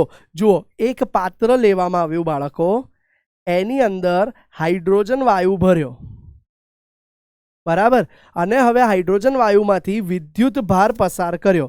બે ઇલેક્ટ્રોડ મૂકી એનોડ કેથોડ બનાવી બેટરીથી વિદ્યુતભાર પસાર કરતા હાઇડ્રોજન વાયુમાંથી ઉત્તેજિત થઈ હાઇડ્રોજનના પરમાણુઓ છૂટા પડ્યા. શું થયું ભાઈ? જુઓ, હાઇડ્રોજન વાયુ વિદ્યુતભાર પસાર કરવામાં આવે ત્યારે અણુ વિયોજિત થાય છે અને હાઇડ્રોજન પરમાણુમાં ઉત્તેજિત થાય છે. હવે આ પરમાણુઓ પર જ્યારે જુદી જુદી આવૃત્તિવાળા વિકિરણો મારવામાં આવ્યા, બરાબર, ત્યારે અગેન તે શું કરે છે? એક બે જેટલું એને શોષણ કર્યું અને આપણને એનો અવશોષણ વર્ણપટ મળ્યો. અવશોષણ વર્ણપટ મળ્યો. જ્યારે બાકીના કેટલીક આવૃત્તિઓ વાળા વિકિરણો એને ઉત્સર્જન કર્યા અને આપણને તેનો પણ ઉત્સર્જન વર્ણપટ મળ્યો. હવે તમે જોઈ શકો છો કે આ વર્ણપટ સતત નથી, ટુકડા છે, વચ્ચે લાઇનિંગ્સ છે, બરાબર છે. તો હાઇડ્રોજન વર્ણપટ ઉત્સર્જન એ રેખીય અને અસતત વર્ણપટ છે. હાઇડ્રોજન વર્ણપટ બેઝિકલી કેટલીક શ્રેણીઓનું બનેલું છે અને એ શ્રેણીઓનું નામ તેને શોધનાર વૈજ્ઞાનિકના નામ પરથી આપવામાં આવ્યા. સૌથી પ્રથમ શ્રેણી શોધી હતી બામર, ભૂલ છે ટાઈપિંગમાં, સોરી, સૌથી પ્રથમ શ્રેણી શોધી હતી, જો આપણે પરફેક્ટલી કરેક્ટ કરી લઈએ, ઉભા રહો. સૌથી પ્રથમ શ્રેણી શોધી હતી, જુઓ તમારા માટે પરફેક્શન કામ કરીએ છીએ આપણે. ચલો, સૌથી પ્રથમ શ્રેણી બામર નામના વૈજ્ઞાનિકે શોધી હતી. સર, બામ જેવું તો નામ છે, બામર, અરે વૈજ્ઞાનિકનું નામ છે બામર, અને એમને સૌથી પહેલા હાઇડ્રોજન માટે દ્રશ્ય પ્રકાશની, ધ્યાન આપજો, કોની શ્રેણી શોધી હતી એમને? સૌથી પહેલા હાઇડ્રોજન માટે દ્રશ્ય પ્રકાશ એટલે કે જે આપણે જોઈ શકીએ છીએ, જાની વાલી પીનારા, એની શ્રેણી સૌથી પહેલા એમને શોધી હતી. અને આ શ્રેણી માટે એમને વેવ નંબર એટલે કે વેવ નંબરને આપણે ગુજરાતીમાં કહીએ છીએ વિકિરણ ક્રમાંક. બરાબર છે, તો તરંગ ક્રમાંક પણ કહી શકાય. તો આ તરંગ ક્રમાંક માટે એમને સૂત્ર આપ્યું હતું. એ સૂત્ર હતું 109677. બરાબર, મોબાઈલ નંબર નથી, ધ્યાન આપજો. 109677 1/n1² -1/n2². અને આ વેવ નંબર છે એના માટે એમને આ શોધ્યું હતું. પણ ધ્યાન આપજો, એમને જે શોધ્યું હતું એ હાઇડ્રોજન માટેની બીજી શ્રેણીનું નંબર હતું. એટલા માટે અહીંયા N1 આપણે 2 લઈ લઈએ. તો એમને આ રીતે હાઇડ્રોજન માટેનું કોઈ પણ કક્ષકમાંથી જ્યારે બીજી કક્ષકમાં પરમાણુ આવે ત્યારે એનો તરંગ ક્રમાંક કયો મળે એના માટેનું આ સૂત્ર શોધ્યું હતું. ક્લિયર છે? વિકિરણ ક્રમાંક કેવું એના કરતાં તરંગ ક્રમાંક કેવું વધારે આઈડિયલ રહેશે. ચલો, તો આ તરંગ ક્રમાંક માટેનું સૂત્ર શોધ્યું હતું. અને સૌથી પહેલા કયા વૈજ્ઞાનિકે શોધ્યું હતું? બામર વૈજ્ઞાનિકે શોધ્યું હતું. આ શ્રેણી કંઈક કેવી હતી? જુઓ, હાઇડ્રોજનની આ ધારો કે ધરા સ્થિત અવસ્થા 2 નંબરની છે. તો જ્યારે કોઈ પણ 3 નંબરમાંથી, 4 નંબરમાંથી, 5 નંબરમાંથી કે 6 નંબરમાંથી કોઈ પણ નંબરમાંથી જ્યારે કોઈ ઇલેક્ટ્રોન ધરા અવસ્થા 2 નંબરમાં આવે તો એની એક આપણને આવી શ્રેણીની લાઈન મળી. ધ્યાનથી જોજો, તો એની આપણને આ રીતે શ્રેણીની એક લાઈન મળે છે. અને આ શ્રેણી જેમાં બધા બીજા અવસ્થામાં આવતા હતા, આ શ્રેણીને બામર નામના વૈજ્ઞાનિકના નામ પરથી બામર શ્રેણી તરીકે ઓળખાયું. શું નામ આપી દેવામાં આવ્યું? બામર શ્રેણી. તો આ બામર શ્રેણી સૌથી પહેલા બામરે શોધ્યું હતું. એનું આ સૂત્ર મહત્વનું છે, વિદ્યાર્થી મિત્રો, યાદ રાખજો. નેક્સ્ટ આપણે જોઈએ છે, હા, 1/λ. લેમ્ડા તરંગ લંબાઈ હતી. ન્યુ બાર એટલે 1/λ થાય. લેમ્ડા તરંગ લંબાઈ હતી એટલે આનો એકમ પણ આપ્યો હતો મીટર ઇન્વર્સ, જે ભૂલાય નહીં. હા, ચલો, તો આ બામર શ્રેણી આપી. પછી આવી તો હાઇડ્રોજન માટે જુદી જુદી તમે જોઈ શકો છો. જુઓ, બામર શ્રેણી આ રહી, બધા n = 2 માં આવ્યા, એ બામર શ્રેણી કહેવાય. n = 1 માં આવે તો એ લાયમન નામના વૈજ્ઞાનિકે શોધી.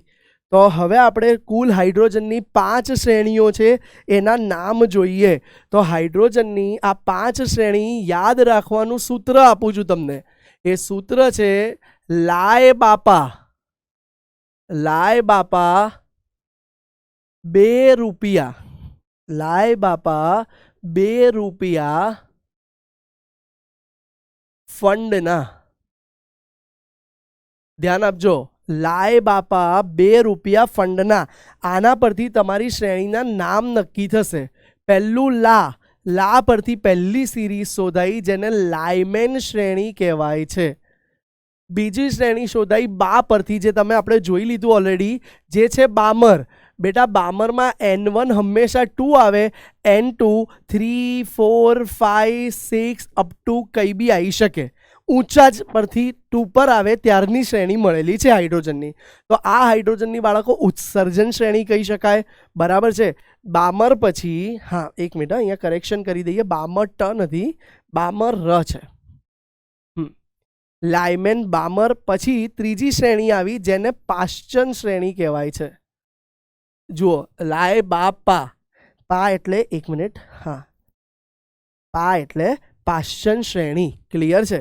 પછી 2 એટલે કે બ્રેકેટ શ્રેણી. વૈજ્ઞાનિકોના નામ આવા હતા એટલે આ પ્રકારની શ્રેણીના નામ આવે છે. તો જુઓ, શોર્ટકટ પરથી લાયમન, બામર, પાશ્ચન, 2 બ્રેકેટ, રૂપિયા કંઈ નથી. રૂપિયા ખાલી તમને સિક્વન્સ યાદ રાખવા માટે છે. ફ પરથી હતું ફુંડ. હા ભાઈ, ફુંડ શ્રેણી. બરાબર? લાયમન, બામર, પાશ્ચન, બ્રેકેટ, ફંડ. આટલી 5 શ્રેણી શોધવામાં આપી, જેના માટે N1 અનુક્રમે 1 2 3 4 5 છે અને N2 અનુક્રમે 1 માટે 2 થી શરૂ થઈ અને N સુધી હોય. ક્લિયર છે? 3 માટે જ્યારે ઇલેક્ટ્રોન 4 5 6 7 થી N માંથી ગમે ત્યાંથી 3 માં આવે તો એ શ્રેણીને પાશ્ચન કહેવાય છે. ઇલેક્ટ્રોન 5 6 7 8 9 અપ ટુ N માંથી 4 માં આવે તો એને બ્રેકેટ કહેવાય છે. 6 7 8 9 અપ ટુ N થી લઈ અને 5th માં આવે તો એને ફંડ શ્રેણી કહેવાય છે. એક વસ્તુ કી પોઈન્ટ નોંધી લેજો, હંમેશા આ ઉત્સર્જન વર્ણપટ હોવાથી N2 હંમેશા N1 કરતાં મોટું હશે તો જ ઉપરથી નીચે આવે ત્યારે ઉત્સર્જન થાય બાળકો. ક્લિયર છે? અને એ કેસમાં દરેક કેસ માટે વેવ નંબર કેટલી તરંગ સંખ્યા મળશે એનું સૂત્ર આપી દીધું હતું. મહાન વૈજ્ઞાનિક બામરે પહેલા શોધ્યું, પણ સૂત્ર આપનાર વૈજ્ઞાનિક બામર નહોતા. ધ્યાન રાખજો, આપણે જે સૂત્ર આગળ જોયું 109677 ઇન્ટુ બ્રેકેટમાં 1/N1 square minus 1/N2 square અને એનો એકમ મીટર ઇન્વર્સ. આ સૂત્ર મહાન વૈજ્ઞાનિક રીડબર્ગે આપ્યું હતું. કોણે આપ્યું હતું બાળકો? મહાન વૈજ્ઞાનિક રીડબર્ગે. અને એના જ કારણે આ જે અચળાંક છે 1,09,677 એ અચળાંકને રીડબર્ગ અચળાંક પણ કહેવાય છે. કયો અચળાંક કહેવાય છે? રીડબર્ગ અચળાંક. ક્લિયર છે બાળકો? હવે પ્રશ્ન થાય, સર સૌથી પહેલી શ્રેણી તો લાયમેને શોધી, બરાબર? પહેલા નંબરની શ્રેણી લાયમનની છે. પહેલી શ્રેણી શોધાઈ હતી એ કઈ હતી? બામર.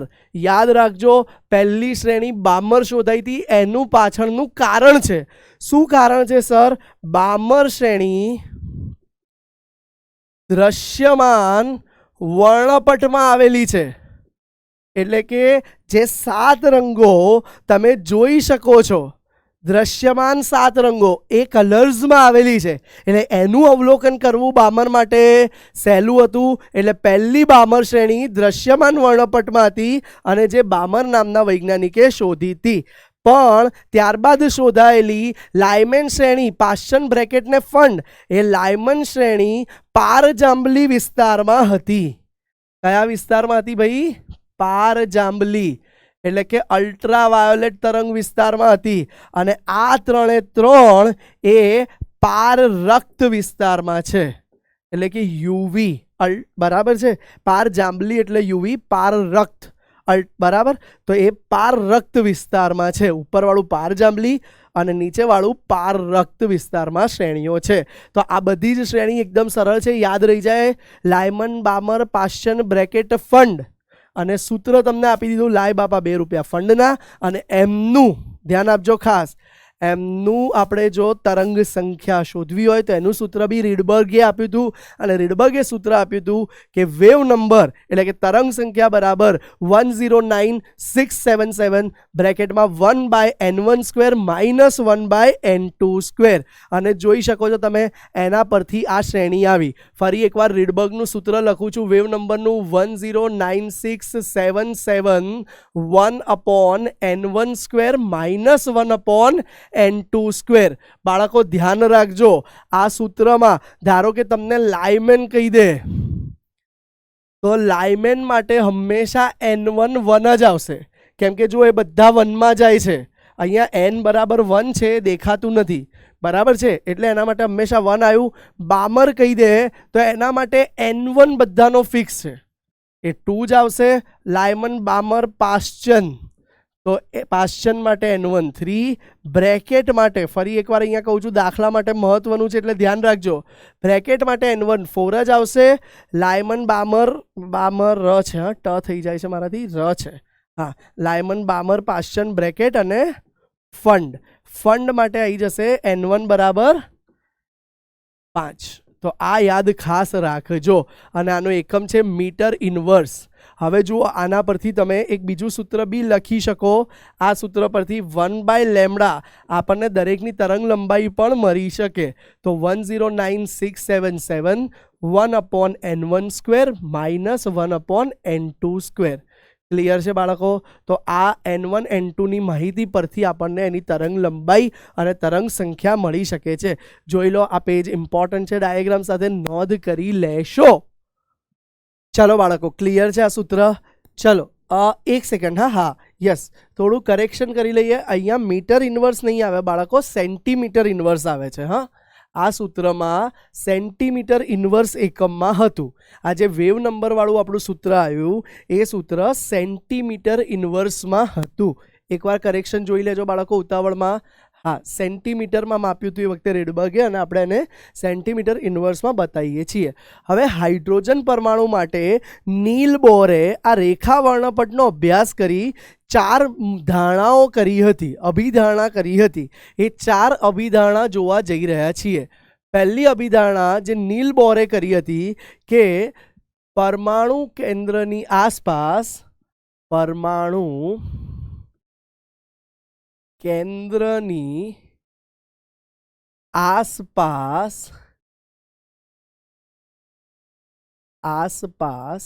ઇલેક્ટ્રોન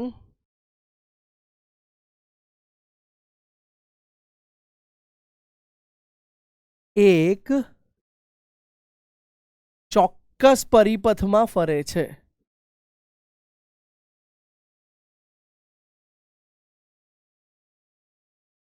જુઓ, ચોક્કસ પરિપથમાં ફરે છે એટલે શું બાળકો?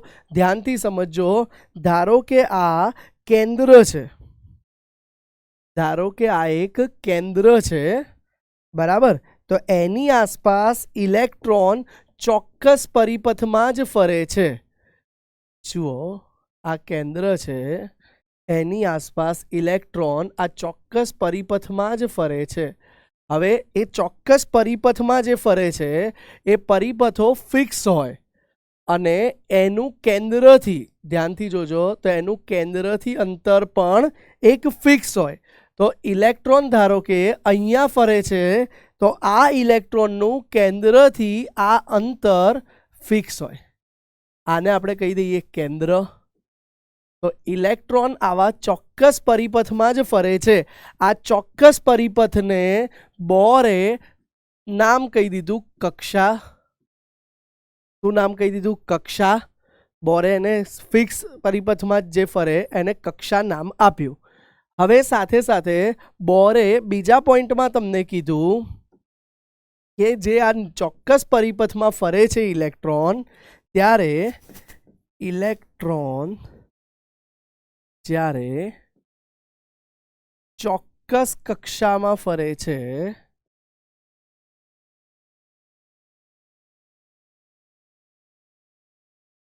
ત્યારે તે ઊર્જાનું શોષણ કે ઉત્સર્જન કરતો નથી. ત્યારે તે ઊર્જાનું શોષણ કે ઉત્સર્જન કરતો નથી. ભાઈ, ઇલેક્ટ્રોન જો આ ફિક્સ કક્ષામાં જ ફરે ત્યારે ઊર્જા શોષાતી પણ નથી કે ઉત્સર્જન પણ થતી નથી. પણ જો ઇલેક્ટ્રોન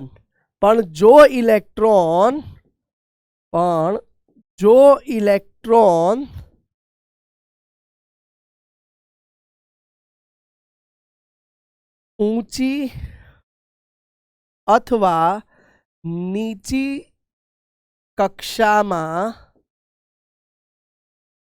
હેરાફેરી કરે, એટલે કે નીચા શક્તિ સ્તરમાંથી ઊંચા શક્તિ સ્તરમાં જાય. ધ્યાન આપજો બાળકો, અહીંયા તમને હું બતાવું છું તો તમને ખ્યાલ આવે. આ નીચા શક્તિ સ્તરમાં ઇલેક્ટ્રોન હતો, ત્યાંથી જો આ ઉપરના શક્તિ સ્તરમાં જાય તો એ અવશોષણ કરશે. ધ્યાન આપજો. પણ ધારો કે જો એ ઊંચા શક્તિ સ્તરમાંથી નીચા શક્તિ સ્તરમાં આવે તો ત્યારે તે ઉત્સર્જન કરે છે. પણ એમને એમ જો એ એક જ કક્ષામાં ફરતો હોય ત્યારે એની ઉર્જા બદલાતી નથી. ક્લિયર છે આટલી વસ્તુ? ફરી એકવાર પહેલા પોઈન્ટમાં એને કહી દીધું કે ઇલેક્ટ્રોન ચોક્કસ પાથમાં જ ભ્રમણ કરે જેનું કેન્દ્રથી અંતર પણ નક્કી હોય, અને આવા ચોક્કસ પાથને એને કક્ષા અથવા ધરા અવસ્થા પણ કહી દીધું. બરાબર છે? અને હવે એને કીધું બીજા મુદ્દામાં કે ઇલેક્ટ્રોન જો ચોક્કસ બાથમાં જ ગતિ કરે તો ઉર્જા એની અચળ રહે છે, ત્યારે નવી ઉર્જાનું શોષણ કે ઉત્સર્જન થતું નથી. ક્લિયર છે? પણ જો ઉર્જા ઊંચી અથવા નીચી શક્તિ સ્તરમાં હેરાફેરી કરે તો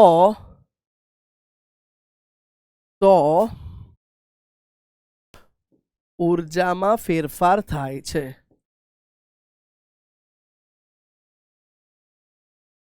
હવે જુઓ બાળકો, નેક્સ્ટ સ્લાઇડ પર ત્રીજો મુદ્દો સમજીએ કે આ ઉર્જામાં ફેરફાર થાય છે એ તો આપણે જોયું કે જો શોષણ કે ઉત્સર્જન થાય તો ફેરફાર થાય. તો હવે જુઓ, ધ્યાન આપજો, અવશોષણ, એકલું શોષણ લખવા કરતાં આપણે આગળ અવશોષણ શબ્દ વાપર્યો હતો, એટલે લખીએ છીએ કે જો ઉર્જાનું અવશોષણ અથવા ઉત્સર્જન થતું હોય, અવશોષણ અથવા ઉત્સર્જન થતું હોય ત્યારે આવૃત્તિ માટે તેને કીધું, ત્યારે આવૃત્તિ નીચેના સૂત્ર પરથી મળે. ત્યારે તેને કીધું કે આવૃત્તિ ન્યુ બરાબર delta E by h. H તો પ્લાન્ક અચળાંક છે, તમને ખબર જ છે. તો ત્યારે જ્યારે ઉત્સર્જન કે અવશોષણ થતું હોય, જો એક વખત ફરી સમજી લઈએ ઉત્સર્જન કે અવશોષણ શું છે. આ ધરા અવસ્થા છે અને આ ઉત્સેચિત અવસ્થા છે. ધરા અવસ્થા છે આ, જેની ઉર્જા બાળકો E1 છે, અને આ ઉત્તેજિત અવસ્થા છે અને તેની ઉર્જા ધારો કે બાળકો E2 છે. તો જ્યારે બાળકો નીચા શક્તિ સ્તરમાંથી ઊંચા શક્તિ સ્તરમાં જશે, નીચા શક્તિ સ્તરમાંથી ઊંચા શક્તિ સ્તરમાં જશે, ત્યારે એને કમ્પલસરી શું થાય? અવશોષણ કરવું પડે. પણ ઇલેક્ટ્રોન આપણે આગળ ભણી જ ગયા ઓલરેડી કે આની જગ્યાએ ઊંધું વિચારો. આની જગ્યાએ શું ઊંધું વિચારો? કલર બદલી લઈએ. આની જગ્યાએ ઊંચા શક્તિ સ્તરમાંથી નીચા શક્તિ સ્તરમાં આવશે ત્યારે એ ઉત્સર્જન કરશે. તો આ બંને વખતે આવૃત્તિ શોધી શકાય અને એ આવૃત્તિનું સૂત્ર છે ન્યુ બરાબર delta E by delta h. ધારો કે ઈ શું આવશે તો એ લખી શકાય કે ભાઈ E2 માઇનસ E1. જો ઉપરથી નીચે આવતું હોય તો એને આપણે બાળકો E2 માઇનસ E1 કહી શકીએ. ક્લિયર છે? અને ડિવાઇડેડ બાય શું લખી શકાશે? તો ડિવાઇડેડ બાય એચ. તો બોરે આ અવશોષણ માટે કે ઉત્સર્જન થતું હોય એના માટે આવૃત્તિનું સૂત્ર આપ્યું. એ સિવાય એને ખાસ ચોથો પોઈન્ટ મહત્વનો આપ્યો કે મૂળ કક્ષા, બરાબર છે, મૂળ કક્ષા અથવા જેને આપણે ધરા અવસ્થા કીધું હતું, આમાં ઇલેક્ટ્રોનનું વેગમાન ક્વોન્ટીકૃત થયેલું હોય છે. હવે ક્વોન્ટીકૃત એટલે શું? ફિક્સ હોવું જોઈએ. એટલે કે એને કીધું કે ઇલેક્ટ્રોનનું કોણીય વેગમાન, તમે ફિઝિક્સમાં આ વસ્તુ ભણી ગયા છો, કોણીય વેગમાનનું સૂત્ર. તો કોણીય વેગમાનને MVR કહેવાય છે. શું કહેવાય છે? MVR, માસ ઇન્ટુ વેલોસિટી, દળ ગુણ્યા વેગ ગુણ્યા ત્રિજ્યા. એને કીધું કે એનું મૂલ્ય કમ્પલસરી NH/2π જેટલું હોવું જોઈએ. બાળકો આગલા સૂત્રમાં એને જે કક્ષા કહી દીધું હતું ફિક્સ, એ કક્ષાને n કહી દઈએ અને આગળ જતા આ એક શબ્દ આવશે, આ કક્ષાને આપણે મુખ્ય ક્વોન્ટમ આંક તરીકે ઓળખીશું. કે ભાઈ દરેક કક્ષાને એક ફિક્સ નંબર મળે છે, મુખ્ય ક્વોન્ટમ આંક, જે 1, 2, 3 ઇલેક્ટ્રોન જે ફરતા હોય એવી કક્ષાને નંબર અપાય. આ 1 છે, આ 2 છે, હજુ કોઈ આગળ હશે તો એને 3 એવા નંબર મળે છે. તો જુઓ, એ કીધું એને કે એવી જ કક્ષા વ્યાજબી છે જેનું કોણીય વેગમાન NH/2π જેટલું હોય. જ્યાં n શું છે ભાઈ? n એ કક્ષા કહી શકો તમે, અથવા તો મુખ્ય ક્વોન્ટમ આંક પણ કહી શકો. મુખ્ય ક્વોન્ટમ આંક પણ કહી શકો. હવે જુઓ બાળકો, તો બોરે એવું કીધું કે એવી જ કક્ષાઓ વ્યાજબી છે જ્યાં કોણીય વેગમાન NH/2π હોય. ધારો કે ફર્સ્ટ કક્ષકની વાત કરીએ તો હું લખું છું, ધ્યાન આપજો.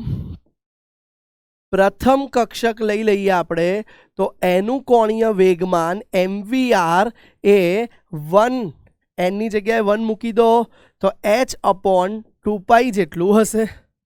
ધારો કે બીજી કક્ષક લઈ લઈએ, દ્વિતીય કક્ષક, તો એનું કોણીય વેગમાન કેટલું હશે? તો એનું કોણીય વેગમાન 2h/2π જેટલું હશે. ક્લિયર છે? આ મેને દરેક કોણીય કક્ષકનું વેગમાન NH/2π કીધું અને આના પરથી જ એને એક ખાસ નોંધ કીધી બોરે કે ભાઈ પરમાણુની એવી જ કક્ષક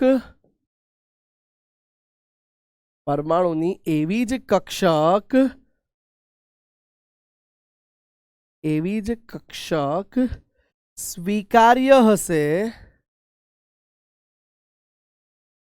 જેનું કોણીય વેગમાન, બાળકો આ માત્ર ને માત્ર હાઇડ્રોજન માટે એને આપ્યો હતો કેમ કે હાઇડ્રોજન સૌથી સરળ હતો. કેમ સરળ હતો? હાઇડ્રોજનમાં માત્ર એક જ પ્રોટોન ને એક જ ઇલેક્ટ્રોન હતો. તો એના માટેનું સમજાવવું બોર માટે બહુ આસાન હતું. એટલે બોરે પોતાની આખી જિંદગી એક જ હાઇડ્રોજન પરમાણુના નમૂનાને સમજવા માટે વિતાવી દીધી. તો એને કીધું કે પરમાણુની એવી જ કક્ષક સ્વીકાર્ય હશે કે જેનું કોણીય વેગમાન h/2π ના પૂર્ણ ગુણાંકમાં હશે. એટલે કે NH/2π જેટલું હશે.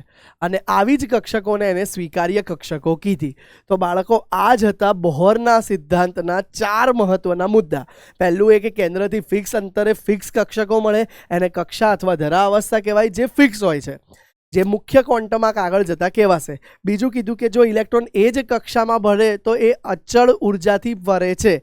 જુઓ, મેક્સવેલનો નિયમ ખોટો કર્યો અહીંયા એને કે ભાઈ અચળ પ્રવેગથી ફરશે તો પણ ઇલેક્ટ્રોન ત્યારે કંઈ ઉત્સર્જન કે શોષણ કરતું નથી, એની ઉર્જા અચળ રહે છે. પણ હા, એ જો નીચેથી ઊંચા શક્તિ સ્તરમાં જશે તો એને ઉર્જા શોષવી પડશે અને ઉપરથી નીચા શક્તિ સ્તરમાં આવશે તો ઉત્સર્જન કરશે. એ એને કીધું. ક્લિયર છે? ત્રીજા પોઈન્ટમાં એને કીધું કે અવશોષણ કે ઉત્સર્જન થતું હોય ઉર્જાનું તો એની આવૃત્તિ મળી શકે છે, એ ΔE/h જેટલી હોય છે. અને ચોથું એને પોઈન્ટમાં કીધું કે દરેક કક્ષકોમાં કોણીય વેગમાન ઇલેક્ટ્રોનનું અચળ હોય અને એ NH/2π જેટલું હોવું જોઈએ. એવી જ કક્ષકો વેલિડ ગણાશે જેનું કોણીય વેગમાન h/2π ના પૂર્ણ ગુણાંકમાં હશે. ક્લિયર છે? જોઈ લો એક વખત. યસ બાળકો, આ હતી બોરના નિયમની અભિધારણાઓ. હવે આગળ વાત કરીએ તો બોરે આ અભિધારણા પરથી હાઇડ્રોજનનો નમૂનો કેવો કલ્પ્યો કે એને નમૂનો શું આપ્યો. તો બોરે હાઇડ્રોજન પરમાણુના નમૂના માટે 5 અગત્યની વાત કરી, જેમાંથી પહેલી વાત હતી જે હતી મુખ્ય ક્વોન્ટમ આંક. ભાઈ મુખ્ય ક્વોન્ટમ આંક હમણાં જ આપણે આગળ વાત કરી કે મુખ્ય ક્વોન્ટમ આંક એ શબ્દ કક્ષકો માટે નક્કી થયો. ભાઈ એ શબ્દ શેના માટે નક્કી થયો? મુખ્ય ક્વોન્ટમ આંક ઇલેક્ટ્રોનની કક્ષા માટે નક્કી થયો. અને એ ઇલેક્ટ્રોનની કક્ષાને આપણે બાળકો nથી બતાવ્યું, જ્યાં nની વેલ્યુ શું હશે ભાઈ બાળકો? nની વેલ્યુ હશે પૂર્ણાંક સંખ્યા.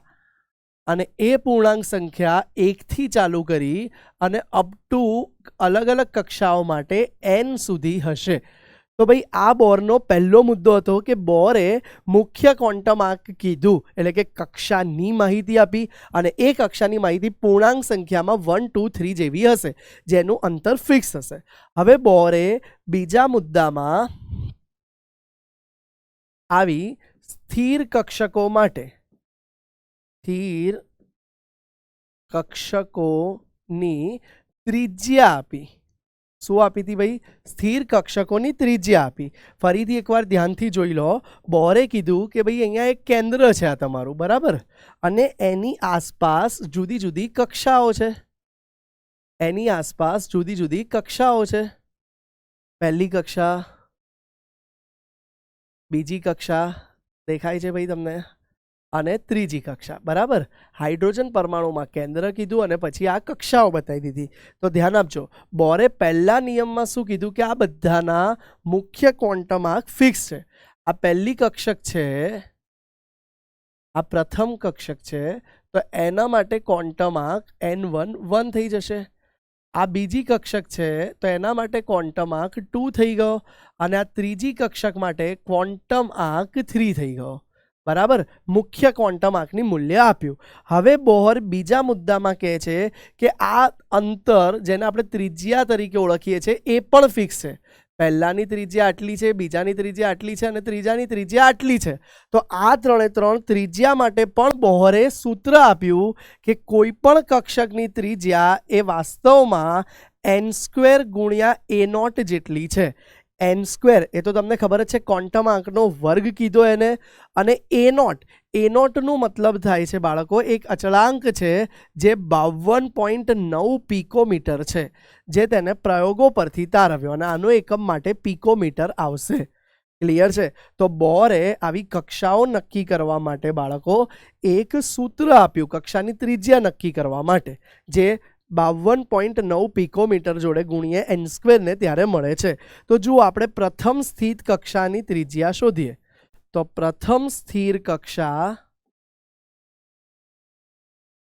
સ્થિત કહો કે સ્થિર કહો એક જ વસ્તુ છે.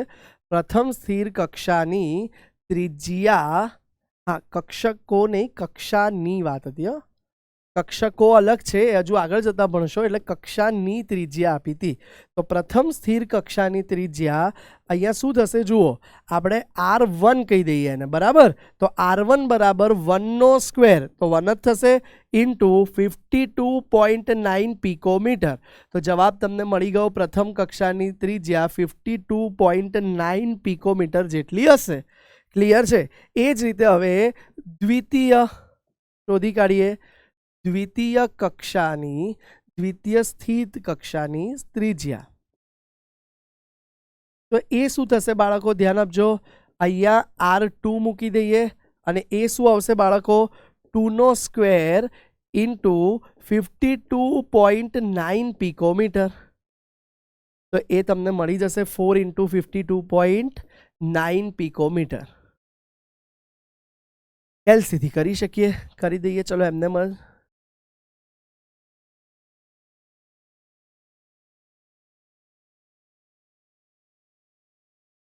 211.6 પિકોમીટર મળી ગયું. તો આ રીતે બાળકો બોહરે કક્ષાની ત્રિજ્યા શોધવા માટેનું મુદ્દો બીજા પોઈન્ટમાં આપી દીધો. હવે બોહરે ત્રીજા પોઈન્ટમાં શું આપ્યું હાઇડ્રોજન માટે? કે ભાઈ સ્થિત કક્ષકની ત્રિજ્યા તો નક્કી જ છે, એ રીતે જ જે આપણે વાત કરી હતી સ્થિર કક્ષકની ત્રિજ્યા, એ રીતે જ એને સ્થિર કક્ષકની ઉર્જા પણ આપી. તો સ્થિર કક્ષકની ઉર્જાને બોરે En કહી દીધું અને બોરે આ સ્થિર કક્ષકની ત્રિજ્યા સાથે ઉર્જા માટેનું સૂત્ર પણ આપી દીધું. En બરાબર -RH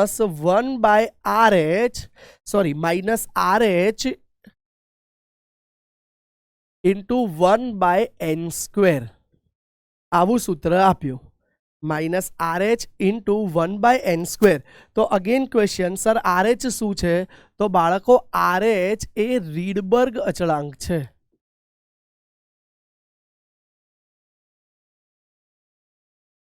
અને એની કિંમત છે -2.18 ઇન્ટુ 10⁻⁻18 જૂલ. -2.18 ગુણ્યા 10⁻18 જૂલ છે, જે એક રીડબર્ગ અચળાંક છે. તો બોરે આ સ્થિર કક્ષકની ઉર્જા માટે આવું સૂત્ર પણ આપ્યું. તમે જુઓ, અહીંયા આપણે અગેન પ્રથમ કક્ષકની ઉર્જા મેળવીએ. તો જુઓ, પ્રથમ સ્થિર કક્ષક, સ્થિત કક્ષક કે સ્થિર એક જ વાત છે, કક્ષકની ઉર્જા જુઓ ધ્યાનથી. તો મૂકી દો તમે અહીંયા E1 આવી ગયું બરાબર માઇનસમાં 2.18 ઇન્ટુ 10⁻⁻18 બ્રેકેટમાં 1/1, 1² 1 જ થાય. તો એ આવી ગયું આપણું -2.18 ઇન્ટુ 10⁻⁻18 જૂલ. હવે ધારો કે આ જ રીતે આપણે દ્વિતીય સ્થિત કક્ષાની ઉર્જા જોઈએ. તો દ્વિતીય સ્થિર કક્ષાની, કક્ષક નહીં આવે, કક્ષા આવશે, કક્ષક હજુ આગળ આવશે. કક્ષાની ઉર્જા બરાબર એને E2 કહી દઈએ બાળકો, તો એ બી થઈ જશે -2.18 ઇન્ટુ 10⁻−18 1/2 સ્ક્વેર. 2 સ્ક્વેર 4 થશે. તો જુઓ 2.18 ને 4 વડે ડિવાઈડ કરી દઈએ. 2.18 ને 4 વડે ડિવાઈડ કરી દઈએ તો 0.545, તો -0.545 ઇન્ટુ 10⁻−18 જૂલ. બાળકો એક વસ્તુ તમે નોંધ લેજો, આ કેન્દ્ર છે, આ કક્ષા 1 છે, આ કક્ષા 2 છે, આ કક્ષા 3 છે. ધીરે ધીરે આગળ જઈએ તો એક કક્ષા આપણને મળશે, એને કહી દઈશું આપણે ઇન્ફાઇનાઇટ કક્ષા, અનંત અંતરે. તમે એક વસ્તુ નોંધ કરો, પહેલી કક્ષાનું મૂલ્ય માઇનસમાં વધારે આવતું હતું, બીજી કક્ષાનું થોડું પ્લસ થયું. જેમ જેમ દૂર જઈશું એમ કક્ષાનુંથી ઉર્જાનું મૂલ્ય વધતું જાય છે. કેન્દ્રની નજીકની કક્ષકમાં ઇલેક્ટ્રોનની ઉર્જા બહુ હશે નહીં. માની લો હું કેન્દ્ર છું, તમે ઇલેક્ટ્રોન છો, ફર્સ્ટ બેન્ચ પર છોકરાઓ બેઠા છે, એકદમ શાંત બેસશે. જુઓ અહીંયા આ ટીચર છે અને અહીંયા ફર્સ્ટ છે, તો આની ઉર્જા ઓછી હશે. ધીરે ધીરે ઉર્જા જેમ જેમ આગળ જઈશું કક્ષકો એમ ઉર્જા વધતી જાય છે. જુઓ માઇનસમાં ઘટાડો એટલે વધારો થયો કહેવાય, અને જ્યારે આપણે અનંત ઉર્જાની કક્ષકની વાત કરીએ ત્યારે એ શૂન્ય બને છે. સંખ્યા રેખા વિચારજો, ઋણથી શૂન્ય બાજુ જઈએ છે એટલે વધારો થાય છે. તમે સંખ્યા રેખા જોઈ હશે, જુઓ ધ્યાન આપજો, એક સંખ્યા રેખા તમને બતાવી દઉં છું ટેમ્પરરી નોલેજ માટે, યાદ આવી જાય ફરીથી. આ શૂન્ય છે, અહીંયા બધું ઋણ હોય અને આ બાજુ બધું ધન છે. તો આપણે આ કેસમાં ઋણથી શૂન્ય તરફ જઈએ છીએ એટલે વધારો થાય છે એવું કહેવાય. ક્લિયર છે? તો અહીંયા હું આ પોઈન્ટનું કન્ક્લુઝન લખું છું, ધ્યાન આપજો. કન્ક્લુઝન લખું છું કે જેમ n વધશે, જેમ મુખ્ય ક્વોન્ટમ આંક વધશે તેમ કક્ષકની ઉર્જા વધે છે, તેમ કક્ષામાં ઇલેક્ટ્રોનની ઉર્જા વધે છે. અને વધીને છેલ્લે કેટલું થશે? 0. પ્રશ્ન થાય સર વધીને 0? હા બેટા, ઋણથી ચાલુ થયું હતું એટલે વધીને શૂન્ય થાય છે. આ પોઈન્ટમાં ઘણા બધા કન્ફ્યુઝ થાય છે. કન્ફ્યુઝ જવા જેવો કોઈ પોઈન્ટ નથી. સૌથી આગળની કક્ષકનું બહુ જ ઋણ ઉર્જા હતી. હવે જેમ જેમ આગળ વધે એમ વધીને શૂન્ય થાય છે. તો જેમ m વધશે તેમ કક્ષામાં ઇલેક્ટ્રોનની ઉર્જા વધે છે. ક્લિયર છે? અને છેક છેલ્લો ઇલેક્ટ્રોન હશે એની વધીને મેક્સિમમ ઇન્ફાઇનાઇટ પર 0 ઉર્જા થઈ જાય છે. આ એક કી પોઈન્ટ છે, MCQમાં પૂછાતો હોય છે, ધ્યાન આપજો. ક્લિયર છે? 3 પોઈન્ટ સમજ પડી. પહેલા પોઈન્ટમાં આપણે ભણ્યા કે મુખ્ય ક્વોન્ટમ આંક આપી દીધો પૂર્ણાંક સંખ્યા વડે. બીજા પોઈન્ટમાં ભણ્યા કે ત્રિજ્યા આપી દીધી, એનું સૂત્ર જોઈ લીધું. ત્રીજા પોઈન્ટમાં આપણે ભણી ગયા કે સ્થિર કક્ષાની ઉર્જા માટે બોરે સૂત્ર આપ્યું. હવે આપણે એક જ મિનિટ ચોથો પોઈન્ટ ભણવા જઈ રહ્યા છીએ. હા, ડુપ્લિકેટ સ્લાઇડ લઈ લઈએ આપણે, એક જ મિનિટ.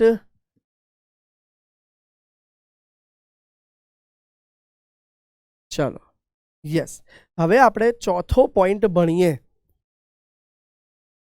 ધ્યાન આપજો. ચોથા પોઈન્ટમાં બોરે શું કીધું? ચલો,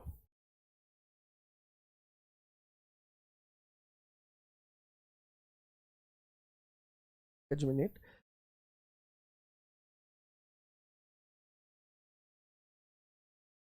બે પોઈન્ટ બાકી રહ્યા હતા એટલે ચોથો પોઈન્ટ જોઈ લઈએ. ચોથા પોઈન્ટમાં બોરે કીધું હાઇડ્રોજન અને હાઇડ્રોજન જેવા પરમાણુઓ માટે. હાઇડ્રોજન જેવા પરમાણુઓ સર કયા હોય? હાઇડ્રોજન તો એક જ હોય, એના જેવા પરમાણુઓ કેવા હોય? બોરે આ ચોથો મુદ્દો હાઇડ્રોજન અને હાઇડ્રોજન જેવા પરમાણુઓ માટે આપ્યો હતો. ચલો, હાઇડ્રોજન જેવા પરમાણુઓ સમજવા માટે એક નાનકડો અહીંયા ટેબલ બનાવી દઈએ છીએ. ધ્યાન આપજો, એક નાનકડું ટેબલ બનાવી દઈએ છીએ જેથી તમને આઈડિયા આવે. એક મિનિટ. ચાલો, તો અહીંયા હું તત્વ લખીશ, અહીંયા એનો પરમાણ્વીય ક્રમાંક લખીશ અને ઇલેક્ટ્રોનની સંખ્યા લખીશ. ધ્યાન આપજો. પહેલામાં હું લખીશ તત્વ, બીજામાં લખીશ પરમાણુ ક્રમાંક. એટલે કે એને આપણે ઝેડ કીધો તો યાદ કરો. અને ત્રીજામાં ઇલેક્ટ્રોનની સંખ્યા. બાળકો હાઇડ્રોજન પહેલું હું લઈ લઉં તત્વ તો એનો પરમાણુ ક્રમાંક 1 છે ને એનામાં ઇલેક્ટ્રોન પણ કેટલું હશે? 1 જ હશે. પણ હાઇડ્રોજન જેવા પરમાણુ કીધા છે એટલે એ જેવા પરમાણુનો મતલબ થાય છે સમ ઇલેક્ટ્રોનીય. કેવા ભાઈ? સમ ઇલેક્ટ્રોનીય. હવે પ્રશ્ન થાય સર સમ ઇલેક્ટ્રોનીય નામ પરથી ખબર પડે છે સરખા ઇલેક્ટ્રોન હશે, પણ સર એ હશે કેવા?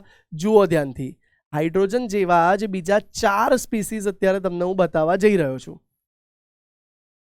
તો હાઇડ્રોજન જેવો જ બીજું એક તત્વ લઉં છું, હિલિયમ. પણ હિલિયમ જુઓ +1 થઈ ગયું. તો હિલિયમ પાસે હોય છે 2 ઇલેક્ટ્રોન, કેમ કે એનો પરમાણુ ક્રમાંક 2 છે, પણ 1 ઇલેક્ટ્રોન લૂઝ કર્યો હશે એટલે હાઇડ્રોજન જેવો થઈ ગયો 1 ઇલેક્ટ્રોન વાળો. એ જ રીતે લિથિયમ +2. લિથિયમનો પરમાણુ ક્રમાંક 3 છે, પણ એને 2 ઇલેક્ટ્રોન ગુમાવી દીધા છે, તો ઇલેક્ટ્રોન કેટલો બચ્યો? 1 જ. અને હીલી 2, બેરિલિયમ +3, એનો પરમાણુ ક્રમાંક 4 છે, પણ 3 ઇલેક્ટ્રોન ગુમાવી અને 1 જ ઇલેક્ટ્રોન બચ્યા. એટલે ધ્યાનથી જોતા ખબર પડશે કે આ બધામાં એક સમાન ઇલેક્ટ્રોન છે. લખું છું, ધ્યાન આપજો, સમાન ઇલેક્ટ્રોન છે. આથી એ લોકોને સમ ઇલેક્ટ્રોનીય કહેવાય છે. શું કહેવાય છે ભાઈ? સમ ઇલેક્ટ્રોનીય.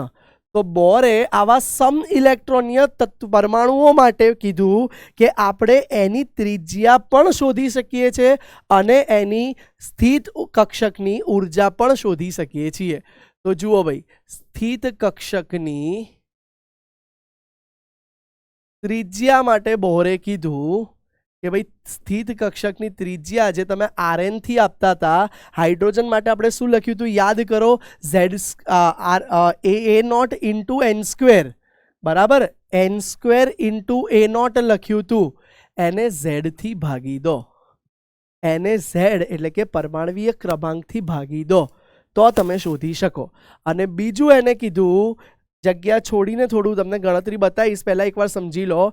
બીજું એને કીધું કે સ્થિત કક્ષકની જો તમારે ઉર્જા જોઈતી હોય, હાઇડ્રોજન જેવા પરમાણુઓ માટે સ્થિત કક્ષકની ઉર્જા જોઈતી હોય તો આપણે લખ્યું હતું -RH બ્રેકેટમાં 1/n². એની જગ્યાએ અહીંયા અંશમાં nની જગ્યાએ 1ની જગ્યાએ લઈ લો Z², બરાબર? આ જૂલમાં હતું અને આ આપણને મળી હતી પિકોમીટરમાં. તો આ રીતે બોરે હાઇડ્રોજન જેવા પરમાણુઓ માટેની ત્રિજ્યા શોધવા અને ઉર્જા શોધવા માટે કામ કર્યું. ધારો કે તમને કોઈ કહું કે He+ ની ત્રીજી કક્ષાની ત્રિજ્યા. હવે જુઓ, He+ ની ત્રીજી કક્ષાની ત્રિજ્યા બરાબર હું લખું છું કે R3 ઓફ He+. તો એની કિંમત શું થશે? ધ્યાન આપો, n². n એટલે કક્ષા, કક્ષા 3 હતી એટલે 3નો વર્ગ. A0 ની જગ્યાએ તમે 52.9 લખી શકો અને ભાગ્યા Z, હિલિયમનો પરમાણવીય ક્રમાંક 2 હતો એટલે 9/2 ઇન્ટુ 52.9. તો આ તમને પિકોમીટરમાં મળશે. અત્યારે હું ગણતરી નથી કરતો, એમને લખું છું, ધ્યાન આપજો. 9/2 4.5 ગુણ્યા 52.9 પિકોમીટર મળી ગયું. ક્લિયર છે બાળકો આ વસ્તુ? એ જ રીતે હવે ધારો કે કોઈ તમને કહે છે, આ He+ ની જેમ કોઈ તમને કહે છે કે Li+2 ની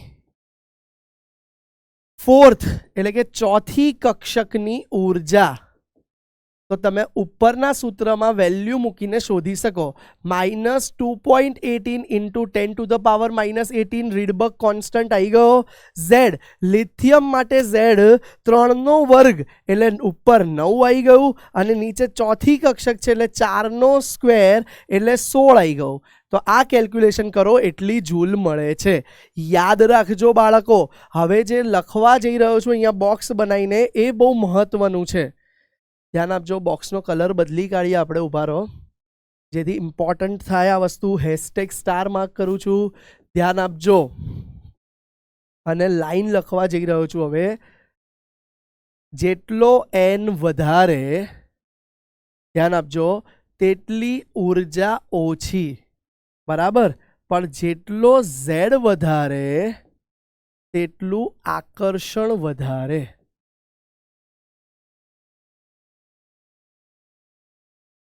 ક્લિયર છે? જેટલું એન વધશે એટલું દૂર જશે, એટલી ઉર્જા બી ઘટે અને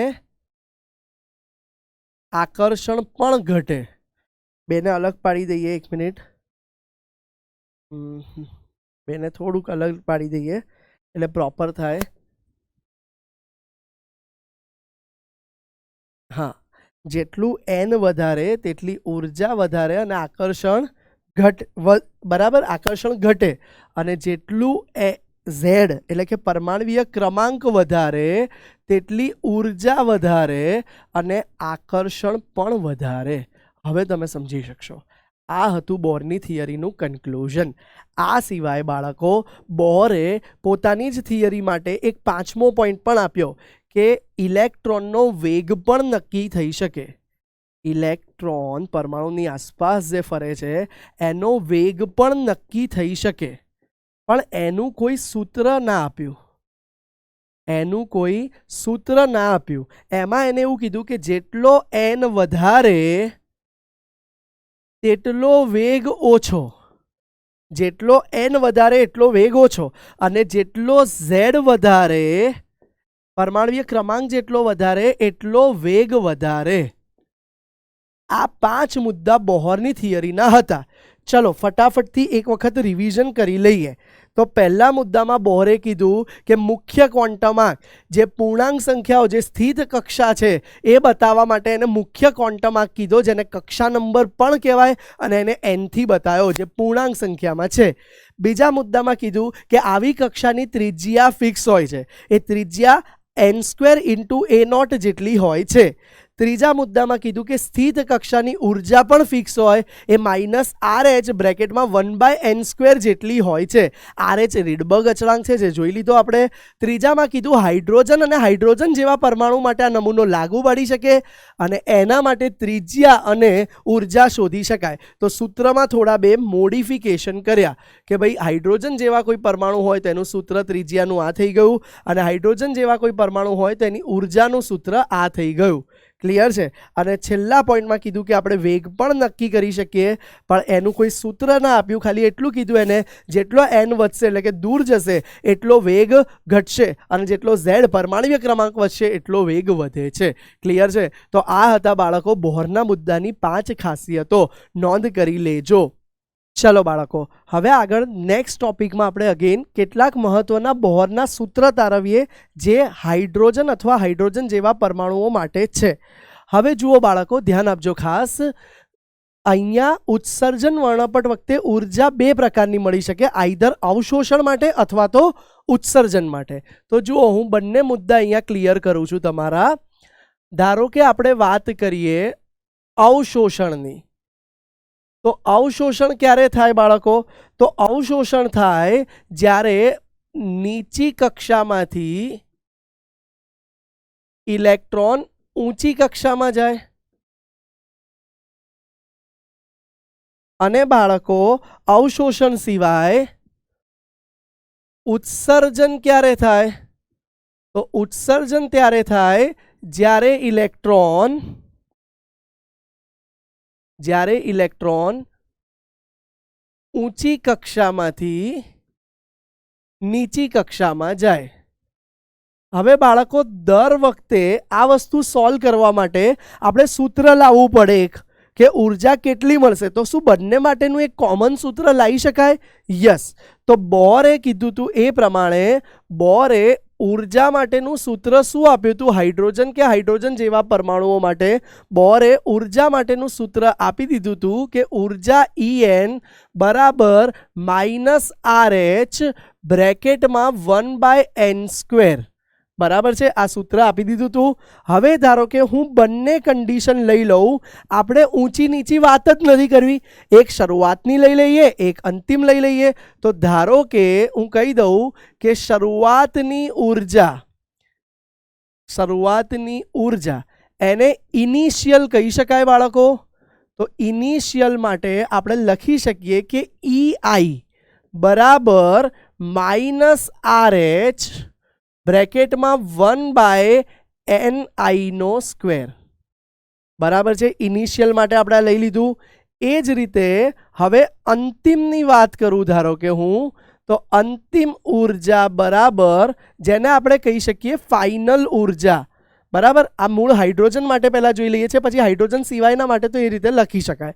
તો ફાઇનલ ઉર્જા માટે હું કહી દઉં કે ઈ ફાઇનલ બરાબર -RH 1/NF². થઈ શકે બાળકો આટલું? હવે બાળકો આપણે જોઈએ છીએ કે ડેલ્ટા ઈનું સૂત્ર શું આવે. તો ડેલ્ટા ઈ થઈ જાય હંમેશા માટે ઈ ફાઇનલ માઇનસ ઈ ઇનિશિયલ, એટલે કે અંતિમ માઇનસ પ્રારંભિક, બરાબર છે.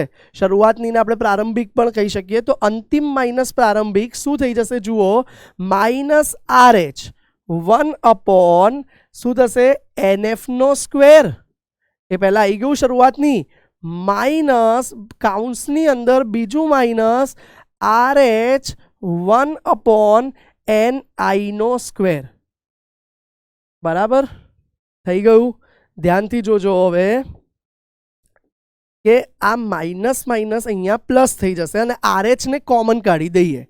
તો RH ને કોમન કાઢતા બ્રેકેટમાં વધશે -1/NF² પ્લસ 1/NI².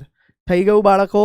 તો હવે ફાઇનલી આ રીતે બોહરની જ્યારે સંક્રાંતિ થાય, એટલે કે નીચેથી ઊંચી કે ઊંચીથી નીચી ઉર્જામાં ઇલેક્ટ્રોન ફરે એને સંક્રાંતિ અથવા સંક્રમણ થયું કહેવાય.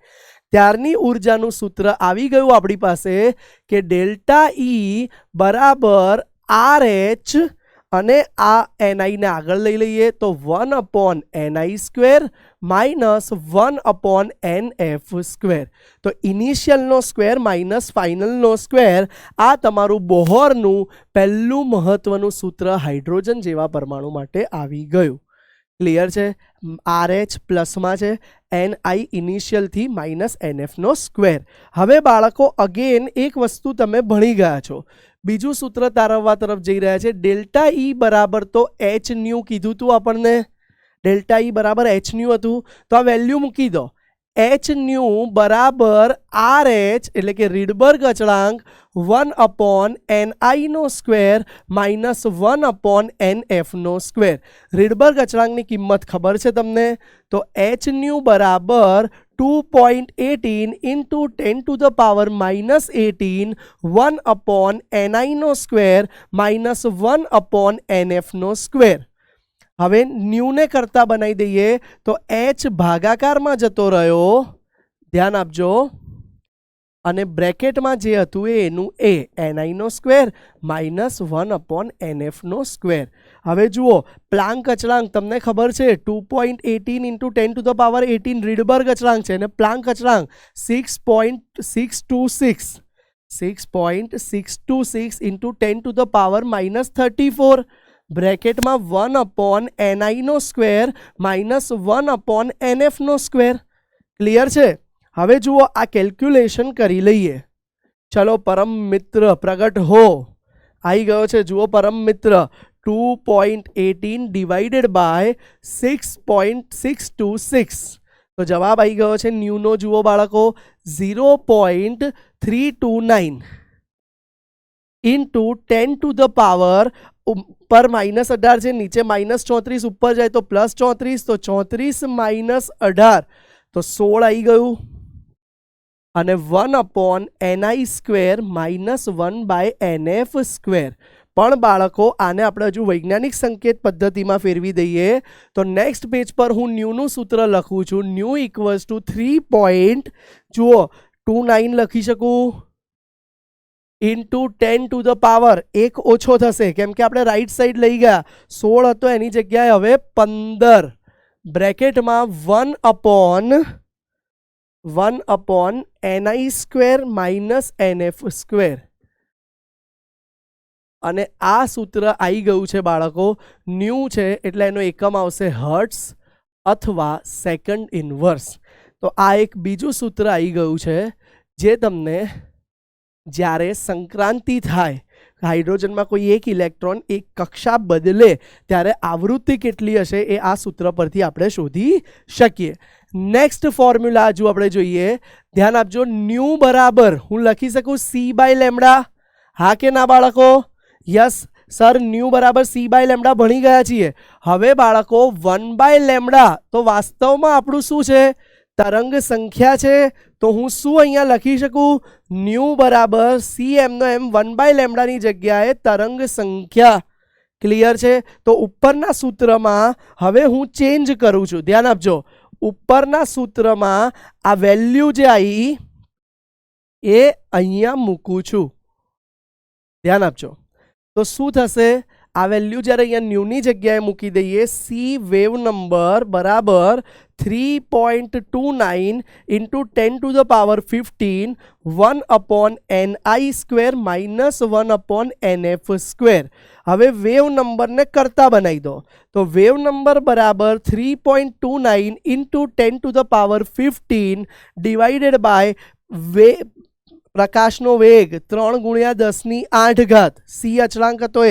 તો 1/ni² માઇનસ 1/nf² થઈ ગયો બાળકો. બાળકો આ સૂત્ર જ્યારે સંક્રાંતિનું કંઈ શોધવું હશે ત્યારે બધા કામમાં આવશે. ધ્યાન આપજો. તો ચલો હવે બાળકો આપણે વેવ નંબરનું સૂત્રનું સાદું રૂપ આપ્યા પછી વેલ્યુ લાવીએ. તો જુઓ, અગેન પરમ મિત્ર કેલ્ક્યુલેટર પ્રગટ હો. 3.29 ડિવાઇડેડ બાય 3 તો શું આવ્યો? 1.09666. 1.096 આપણે આગળ લખ્યું હતું 77 આશરે, એનું એ આવી ગયું ઇન્ટુ 10⁻, 15 માંથી 8 જાય બરાબર, તો એ આવશે -7. જોઈ લો, 15 માંથી 8 જાય તો +7. સોરી, હા જુઓ બધું પ્લસ છે, નીચે +8 છે, +8 ઉપર જાય તો 15 માંથી 8 ગયા તો 7 આવી ગયું. હા, અને બ્રેકેટમાં 1/ni² માઇનસ 1/nf², અને આ આવે છે મીટર ઇન્વર્સમાં. યાદ રાખજો, આપણે પેલું 1096677 આવતું હતું એ શું હતું? સેન્ટીમીટર ઇન્વર્સમાં હતું. આ મીટર ઇન્વર્સમાં છે. તો આવી ગયું એ સૂત્ર ફરી પાછું. તો બાળકો ખાસ કરીને ધ્યાન રાખજો, જે રેડ બોક્સ બનાવેલા સૂત્ર છે, જુઓ પહેલું 1/ni² minus nf² RH into delta E માટેનું. ચલો બધા એક પેજ પર લખી દઉં. તો એક સૂત્ર આ બી હતું કે ડેલ્ટા ઈ બરાબર RH into 1/ni² minus 1/nf². તો આ સૂત્ર પણ બહુ જ મહત્વનું છે. તો આ 1, 2, 3 ત્રણે સૂત્રને હું #* આપી દઉં છું. જોજો ધ્યાનથી, #*. આ ત્રણે સૂત્ર ખૂબ મહત્વના છે. આના પરથી દાખલા પૂછાય છે, માટે એને #* કહી દઈએ. ક્લિયર છે? આ ત્રણે સૂત્ર આવડવા જોઈએ. નજર નાખી લો એક વખત. ચલો ઝડપથી. ચલો બાળકો, હવે આ બોહરના અગત્યના સૂત્ર જોયા પછી બોહરનો નમૂનો પણ કેમ નિષ્ફળ ગયો? સર, આ ચેપ્ટરમાં જેટલા નમૂના જોયા બધા નિષ્ફળ ગયા. સૌથી પહેલા થોમ્સન, એ બી નિષ્ફળ ગયો. રુથર્ડફોર્ડ, એ બી નિષ્ફળ. હવે બોર, એ બી નિષ્ફળ. તો સર કંઈ સફળ છે કે નહીં? બાળકો, બોરનો નમૂનો સંપૂર્ણ ખોટો નથી. બોરનો નમૂનો સાચો છે, પણ થોડીક મર્યાદા છે. નિષ્ફળ નથી ગયો, થોડી મર્યાદા છે. ચલો જોઈએ. પહેલી મર્યાદા, બોહર ખાલી ને ખાલી બોહર માત્ર હાઇડ્રોજન અને હાઇડ્રોજન જેવા આયનો માટે જ નમૂનો આપી શક્યો.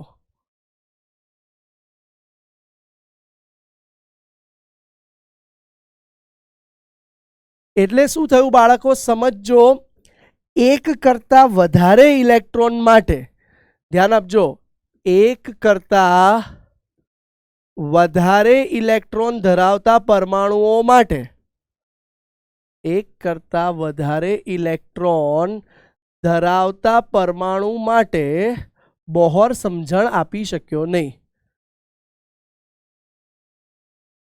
તે સમજણ આપી શક્યો નહીં. આ એની પહેલી નિષ્ફળતા હતી. એ એક ઇલેક્ટ્રોનમાં જ રચ્યો પચ્યો રહ્યો. એ વધારે ઇલેક્ટ્રોનવાળા બી પરમાણુ હોય, ખાલી હાઇડ્રોજનના એના જેવા જ આયનો થોડી હોય, વધારે ઇલેક્ટ્રોનવાળા બી પરમાણુ હોય. એના વિશે બોર કંઈ જ સમજાવી શક્યો નહીં. બોરની બીજી મર્યાદા હતી, જ્યારે સ્પેક્ટ્રોસ્કોપી પદ્ધતિથી હાઇડ્રોજનના નમૂનાને જોવામાં આવ્યો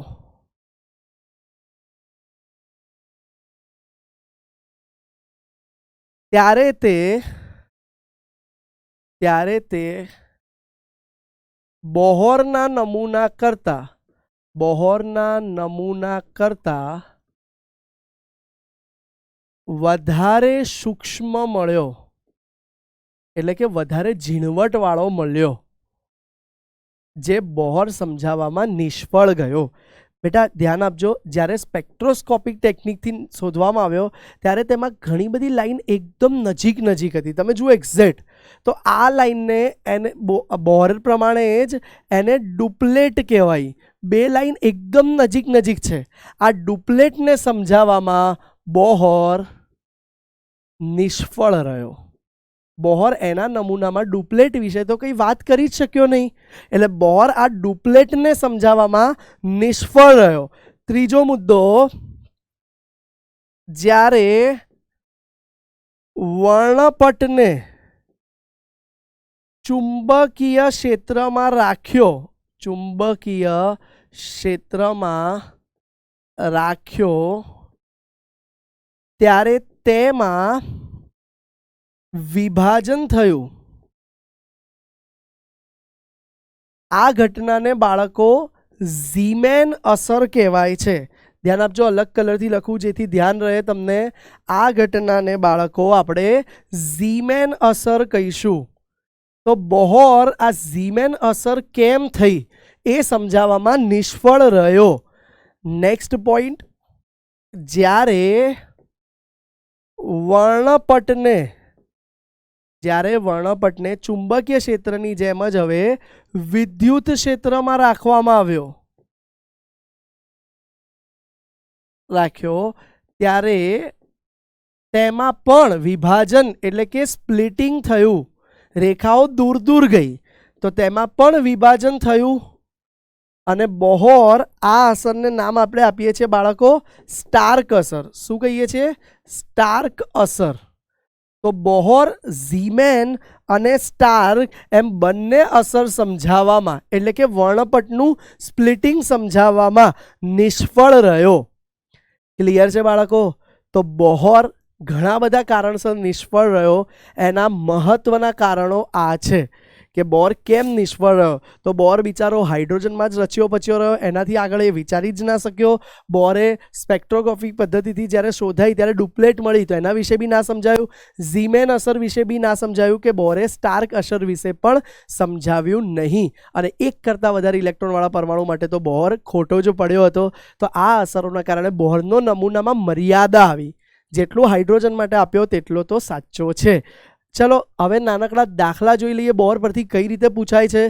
તો બોર પરથી પૂછાવનારો દાખલો, હાઇડ્રોજન પરમાણુમાં n બરાબર 5 થી n2 માં સંક્રાંતિ થાય છે. તો ચલો ડેટા બનાવી દો ભાઈ. n ઇનિશિયલ કેટલો લઈ લઉં? 5 લઈ લઉં.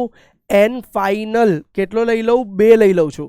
સંક્રાંતિ દરમિયાન ઉત્સર્જન થતા ફોટોનની આવૃત્તિ અને તરંગ લંબાઈ ગણો. ન્યૂ ગણવાની છે અને લેમડા ગણવાની છે. જ્યારે 5 માંથી 2 માં જાય છે. જુઓ આગળ આપણી પાસે સૂત્ર છે. જ્યારે ન્યૂ ગણવું હોય ત્યારે એનું સૂત્ર છે ન્યૂ બરાબર 3.29 ગુણ્યા 10^15 1/ni² - nf². તો ચલો લગાવી દો. ન્યૂ બરાબર 3.29 ગુણ્યા 10^15 1/ni² - 1/nf².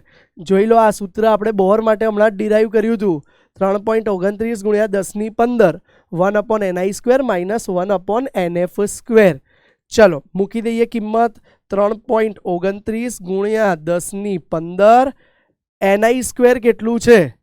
જુઓ આવૃત્તિ અને તરંગ લંબાઈ બે જ કીધું છે. ઇનિશિયલ ઇનિશિયલ 5નો વર્ગ એટલે 25 આપ્યું છે અને ફાઇનલ છે 2નો વર્ગ એટલે 4. બરાબર છે.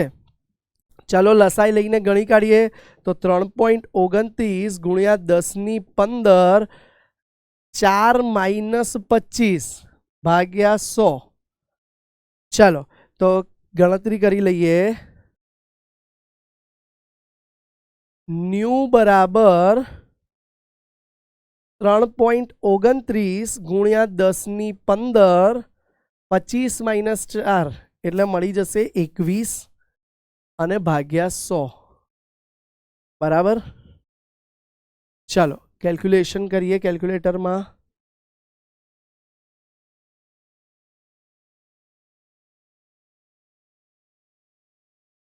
એટલે 21 એ બી માઇનસમાં હતા, કંઈ વાંધો નહીં, ભાગ્યા 100 એટલે 0.21 આવી ગયા. 1 મિનિટ, 21 ભાગ્યા 100 0.21 ઇન્ટુ 3.29 તો જવાબ આવી ગયો 6909. તો ન્યૂ બરાબર 6909. ફરી એકવાર ચેક કરી લઈએ. 1 મિનિટ, કંઈક ભૂલ લાગે છે. 3.29 ગુણ્યા 21 ભાગ્યા 100. હા, એટલે 0.6909 આવે છે.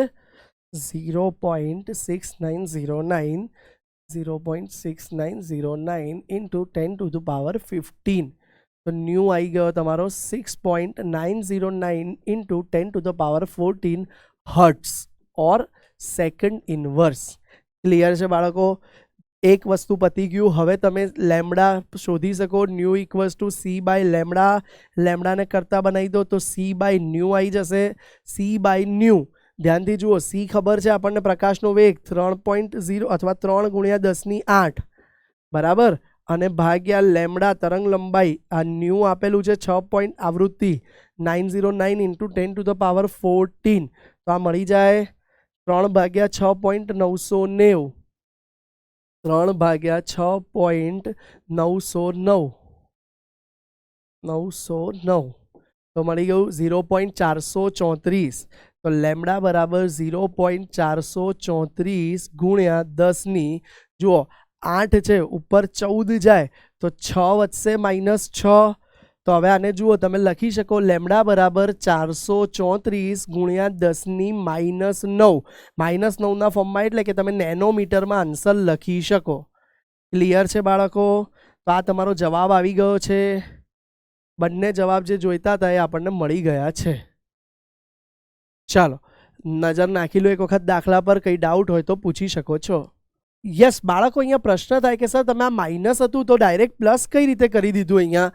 તો ધ્યાન આપજો ખાસ આ વસ્તુ. હું અહીંયા લખી દઉં છું કે આવૃત્તિ ઋણ ન હોય, કોઈ દિવસ ઋણ ના હોય, પણ આ ઋણ આવે છે એનો મતલબ શું છે? જો ઋણ આવે તો તે દર્શાવે છે કે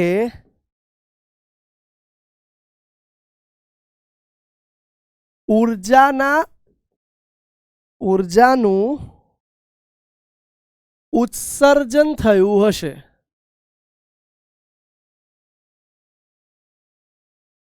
અને તેની આવૃત્તિ હશે. ક્લિયર છે બાળકો? લખવાનું હંમેશા પ્લસમાં જ, પણ ઋણ આવ્યો એને ડાયરેક્ટ આપણે પ્લસ કરીને જ લખી દીધું છે. જુઓ, મેં અહીંયા ઋણને ગણ્યું જ નથી પછી, કારણ કે એ દર્શાવે છે કે ઉત્સર્જનની આવૃત્તિ હશે અને એ માટે તેની આવૃત્તિ હશે. ક્લિયર છે? આ પોઈન્ટને બી આપણે એક બોક્સ બનાવીને યાદ રાખજો હંમેશા માટે કે જ્યારે પણ આવૃત્તિ ઋણ આવે, આવું કંઈ થાય ત્યારે દર્શાવે છે કે એ ઉત્સર્જનની આવૃત્તિ હશે અને એના માટે તે ઋણ આવી છે. ચલો ક્લિયર છે બાળકો આ દાખલો? હવે આપણે આગળ વધીએ નેક્સ્ટ દાખલા પર કે એચની પ્રથમ કક્ષા સાથે સંકળાયેલી ઉર્જા ગણો અને ત્રિજ્યા કેટલી હશે. જુઓ બાળકો, પરમાણુ આપ્યો છે He+, એટલે એના માટે તમે લઈ શકો કે Z બરાબર તો 1 થઈ ગયો, Z બરાબર He માટે 2 થઈ ગયો પરમાણુ ક્રમાંક, અને N બરાબર 1 થઈ ગયો. હવે બાળકો એમાં તમને બે વસ્તુ પૂછ્યું છે. પહેલું કે ઉર્જા ગણો, તો ઉર્જાનું સૂત્ર શું હતું યાદ કરો. En બરાબર -RH બ્રેકેટમાં z² બાય n² હતું બાળકો આ સૂત્ર. ચલો કિંમત મૂકી દઈએ. -2.18 ઇન્ટુ 10⁻18 બ્રેકેટમાં z² એટલે z એટલે 2 નો વર્ગ 4 અપોન n નો વર્ગ 1. તો 2.18 ઇન્ટુ 10⁻18 4/1. તો આને 4 વડે સીધું મલ્ટિપ્લિકેશન કરી કાઢો. 8 ચોક 32 નો બગડો વધી પડી 3 4 એકા 4 5 6 7 4 દુ 8 -8.72 ગુણ્યા 10⁸ જૂલ. ક્લિયર છે બાળકો? En નું સૂત્ર આવી ગયું આપણું. જવાબ આવી ગયો En નો ઇનફેક્ટ. બરાબર છે. હવે તમને બીજો પ્રશ્ન પણ પૂછ્યો છે, ધ્યાન આપો. બીજા પ્રશ્નમાં તમને એવું કીધું છે કે ત્રિજ્યા પણ ગણો. તો ત્રિજ્યાનું સૂત્ર શું હતું બાળકો? યસ, તમે કહી શકો યાદ જ હોવું જોઈએ. ત્રિજ્યા બરાબર યાદ કરો n² into a0 by z. બરાબર છે. n કેટલો છે? 1 નો સ્ક્વેર. a0 52.9 યાદ રાખજો પિકોમીટરમાં છે. Divided by z. z કેટલો છે? 4. તો ભાઈ 52.9 ડિવાઇડેડ બાય 4. 4 1 4 12 વધ્યા.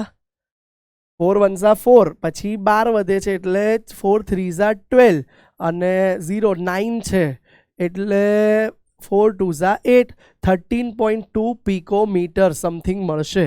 ક્લિયર છે? તો આપણને આ Rn પણ મળી ગયું. તો આ રીતે બાળકો તમે ઇઝીલી દાખલા ગણી શકો. નેક્સ્ટ દાખલો તમને હોમવર્કમાં આપું છું. હાઇડ્રોજન પરમાણુ જ્યારે 4માંથી 2માં જાય એટલે કે ઇનિશિયલ કેટલું આવ્યું? ધ્યાન આપજો બાળકો. Ni તમારો 4 આવી ગયો, Nf તમારો 2 આવી ગયો. તો ત્યારે ઉત્સર્જિત થતા તરંગની તરંગ લંબાઈ શોધો. શોધી શકશો? સૂત્રો છે જ આપણી પાસે. જુઓ, આ પેજના સૂત્ર પરથી જ દાખલા થશે.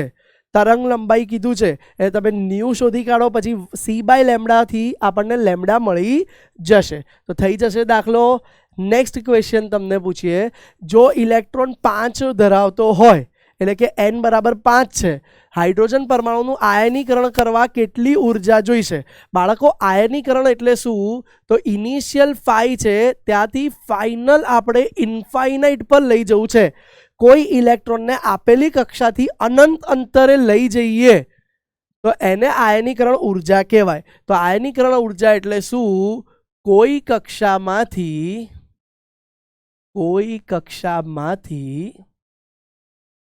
ઇલેક્ટ્રોનને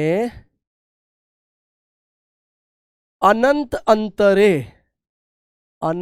અંતરે લઈ જવા આપવી પડતી ઉર્જા. બરાબર છે? તો હવે મળી જશે ઉર્જા. ક્લિયર છે? હા. તો n બરાબર 5 માંથી દૂર કરવા માટે આપવી પડતી ઉર્જા તમે શોધી શકશો. ડન. ચલો નેક્સ્ટ દાખલો જોઈ લઈએ એક હોમવર્કમાં. જો n બરાબર 6 માંથી ધરા અવસ્થામાં દાખલ થાય, હા દાખલ છે, હા, તો ઉત્સર્જિત ઉર્જાની સંખ્યા શોધો. ભાઈ આ સંખ્યાવાળો દાખલો બાકી રાખજો. આપણે કઈ રીતે થશે એનું સૂત્ર હજુ ભણાયું નથી. એ નેક્સ્ટ લેક્ચરમાં આપણે જોઈશું. ક્લિયર છે? ચલો તો આજે આપણે હોમવર્કમાં બીજો એક દાખલો પણ હજુ આપીએ છીએ કે હાઇડ્રોજન પરમાણુની કક્ષા સાથે સંકળાયેલ ઉર્જા આપી દીધી છે. 5મી કક્ષા સાથે કેટલી હોય? આ પ્રથમની આપી છે, 5માની શોધવાની છે. સૂત્ર છે તમારી પાસે, કરી લેજો. અને આ દાખલો બી ગણી લેજો. હાઇડ્રોજન પરમાણુ માટે બોરની 5મી કક્ષાની ત્રિજ્યા, બોહર ત્રિજ્યા એટલે Rn, જેનું સૂત્ર આપણે જોઈ ગયા છીએ. શું હતું સૂત્ર? 52.5 ઇન્ટુ n². ગણી કાઢજો ત્રિજ્યા 5 મૂકીને. ક્લિયર છે?